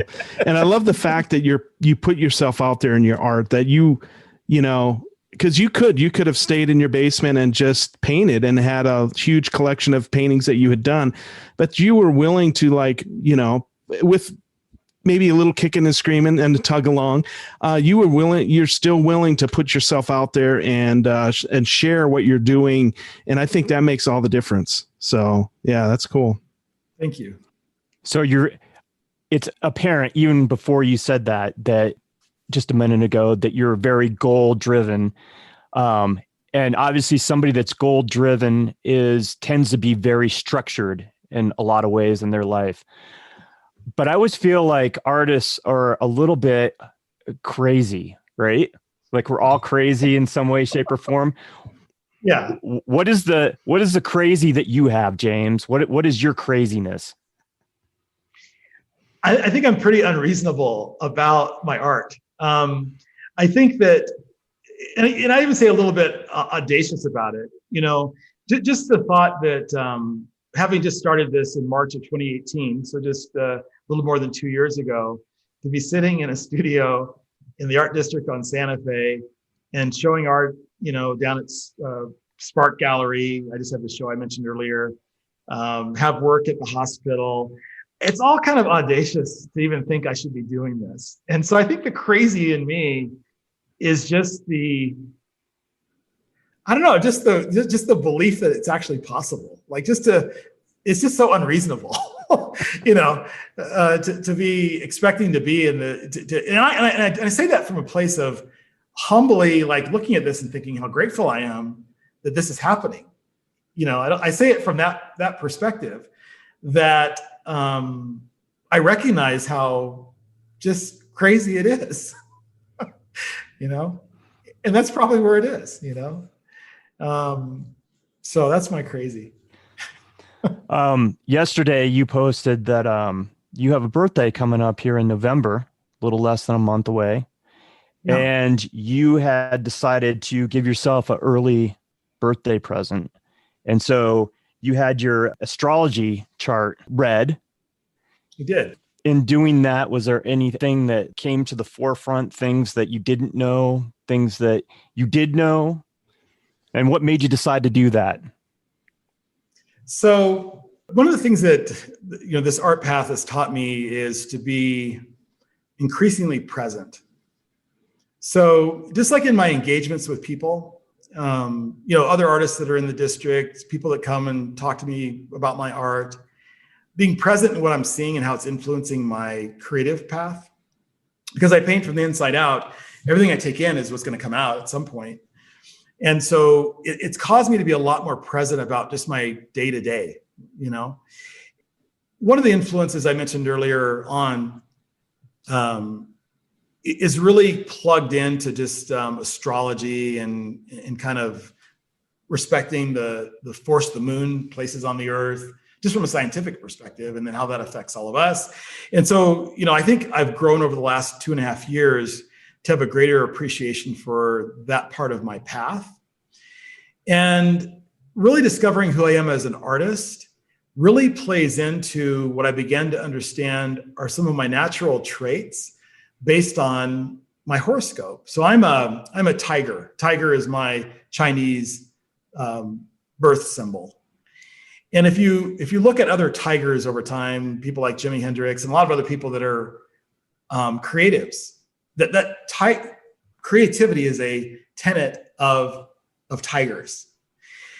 My Western zodiac sign, my sun sign is Sagittarius. My rising sign, I learned for the first time, I didn't know this, is Cancer. The elements of my sun and my moon are all in my 5th house, which drives towards creativity. And one of the attributes of people that have my profile is a natural inclination towards an art path or being artist. And I'm probably going to post about this after I absorb some of it, because this information, I ended up getting like a report that's probably 25 pages of detailed information about because I guess it all begins with your rising sign, which is based on where you were born and the time you were born, on the day you were born. So if you have just your date of birth, you can't figure out your rising sign. You can figure out a lot about your zodiac, but if you have your time, longitude and latitude, you can then chart exactly where all the planets were at that moment, which then drives everything else in astrology. So I end up with this really extensive report as a result of having all those facts. And I was blown away by how many times the astrologer was talking about things that lead into art or really lead into creativity. And I said at one point towards the end, I feel like I found what I was supposed to be doing, because I said, if I'd have known this when in 1977, when my mom enrolled me in art instruction schools, I might have had like a whole art career by now. because it seems to me this is what I'm supposed to be doing. It seems like even my astrology, even my zodiac on both my Eastern and Western side lead into the art world, as an art creator, as someone who creates art. That blew me away, just that, something totally unconnected from my art would bring me right back to say, no, this is really what you're supposed to be doing. This is who you are, And so that was affirming. I talked about affirmations, looking for affirmations. That was a huge one. It was quite an experience. And the reason I did it was just to kind of create more presence and awareness. I just wanted to learn more about myself and learn who I want to be, in this world. I love how in tune. Oh, go ahead. Oh, I was just getting, this is really not that important, but I did my master's on self-evaluations and leadership, and taking like the Colby and the DISC and all that, and how that interplays with your leadership skills and ability. So so it's kind of interesting, a little different, but the play of astrology and how it plays, how it's interacted in your life is really kind of interesting. So can you, and maybe you don't want to say, but where did you have this read at? Because it sounded, when you said 25-page report, my ears perked up a little bit, and I was like, oh, that sounds interesting.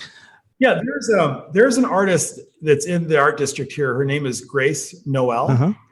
And Grace's mother is an astrologer. So she's done, Grace's mom has done Western and Eastern astrology. And so Grace grew up in astrology, and she's practiced astrology her whole life. I had her do my reading because it's part of what she does. She has this program she calls Wisdom Wednesday she does on Facebook and Instagram. And as she and I become friends over the last year and a half or so. And a lot of times if I'm working, I'll pop on her Wisdom Wednesday and listen to her do readings for people. And so when I decided to do my reading, I thought, she's the perfect person, because I can tell she has a real heart to really do the work, and she loves to teach. I already knew that about her because she does teaching on art. And so I asked her if she'd do it for me. And so Grace Noel, she's over at the Denver Art Society, and it's part of what she does in her practice. She actually does readings for people. It was phenomenal. And I'll tell you an anchoring thing. I want to share this with you. Yeah. So again, I talk about looking for signs, right? So my favorite number is 5. So if you look at the photographs of all my race cars during my racing career, it was 35, 15, 55. My cars always had the number 5 in them. My moon sign, my sun sign, and all the primary driving signs in my zodiac are all in the 5th house. So when I sat down and looked at my chart, that was the first thing I saw. I sat down and she showed me my chart, and like all these, zodiac signs are all crammed into this 5th house. And I didn't understand what that meant until she started to unfold the chart. But that's where all of my power is in the 5th house. And that is where all the creativity is in the 5th house. So I look at that and say, okay, this is just all too coincidental. And maybe, Todd, that's part of my crazy, is I believe this, but I do. Yeah, no, I believe these things are. I don't think that's crazy at all, man. Yeah. And that's why I asked you that question. Thank you for sharing with us. And I have to ask, when's your birthday? My birthday is November 25th. This close. And my birthday is the 28th. Okay. Now, I will say to you guys, and this is like now going to be public, obviously, but my Facebook birthday is November 24th. Someone told me way back in the early days of the internet, you should never put like your name, your phone number, your birthday all together in any one place, because then people have too much information. Mm-hmm. So all my friends, they say, I used to be the 30th of November, which is Winston Churchill's birthday. I'm a huge Winston Churchill fan. And they'd say, I don't understand. Like, everyone's saying happy birthday to you on the 25th, my family that knows my birthday. Then on the 30th, all these people are saying happy birthday to you. And so I thought I better put at least like one day apart, so it at least feels normal. Well, now it's out there. Sorry, I didn't mean to put you on the spot. And I can delete it if you want, but no, that's funny. So I was just, as soon as you said your birthday was in November, I was like, oh, I wonder what day. That's awesome. Now, if some hacker is going to take the time to listen to my 10 podcast interview and then go back and find me on the internet and put all those pieces together, then I deserve whatever. I hear we're the number one podcast for hackers. I don't know, but oh my God. Thanks for sharing that. I appreciate it. Yeah, you bet. Oh, James, thank you so much for spending so much time with us this morning into the afternoon. I sincerely appreciate it. If people want to see your work, what is the best way for them to find you on the internet? What is your website? Yeah, my website address is jamesholmesstudio.com. And Holmes is spelled like Sherlock Holmes, Holmes, jamesholmesstudio.com. And on Facebook and Instagram, TikTok, it's at James Holmes Studio. And of course, my Patreon that I just launched is also James Holmes Studio. Fantastic. I'll make sure I have all that information in the episode notes for this week. Before we sign off, I want to read this little quote that I found off your Facebook page. And actually, it's not a little quote. I think it's on point, and especially for these weird times that we're in, and with the election. This is from James, and it's from 2007, it looks like. And he says, "We have been given an attribute of God, creative intelligence. Humans are designed for success and often programmed or conditioned for failure. You are not supposed to be living in scarcity. You are not supposed to be of a weak mindset. Day by day, week by week, people become conditioned to accept mediocrity and often give up on their dreams. I was put on this earth to change the way people think." That is really beautiful, man. And Thank you. You've definitely let our listeners see that in this interview today. So I appreciate all that you do as an artist, as a person, for the art community. Thank you so much for coming on our program. And I look forward to spending some time with you in the future in person. I look forward to that as well. And it's sincerely an honor to be on this show. I've listened to your episodes, and your episode with Bob Radlin and others, Lee I mentioned before, Ron Hicks, I listened to that, and many others. And it's an honor to be now in that collection of artists that have come and had the conversation with you.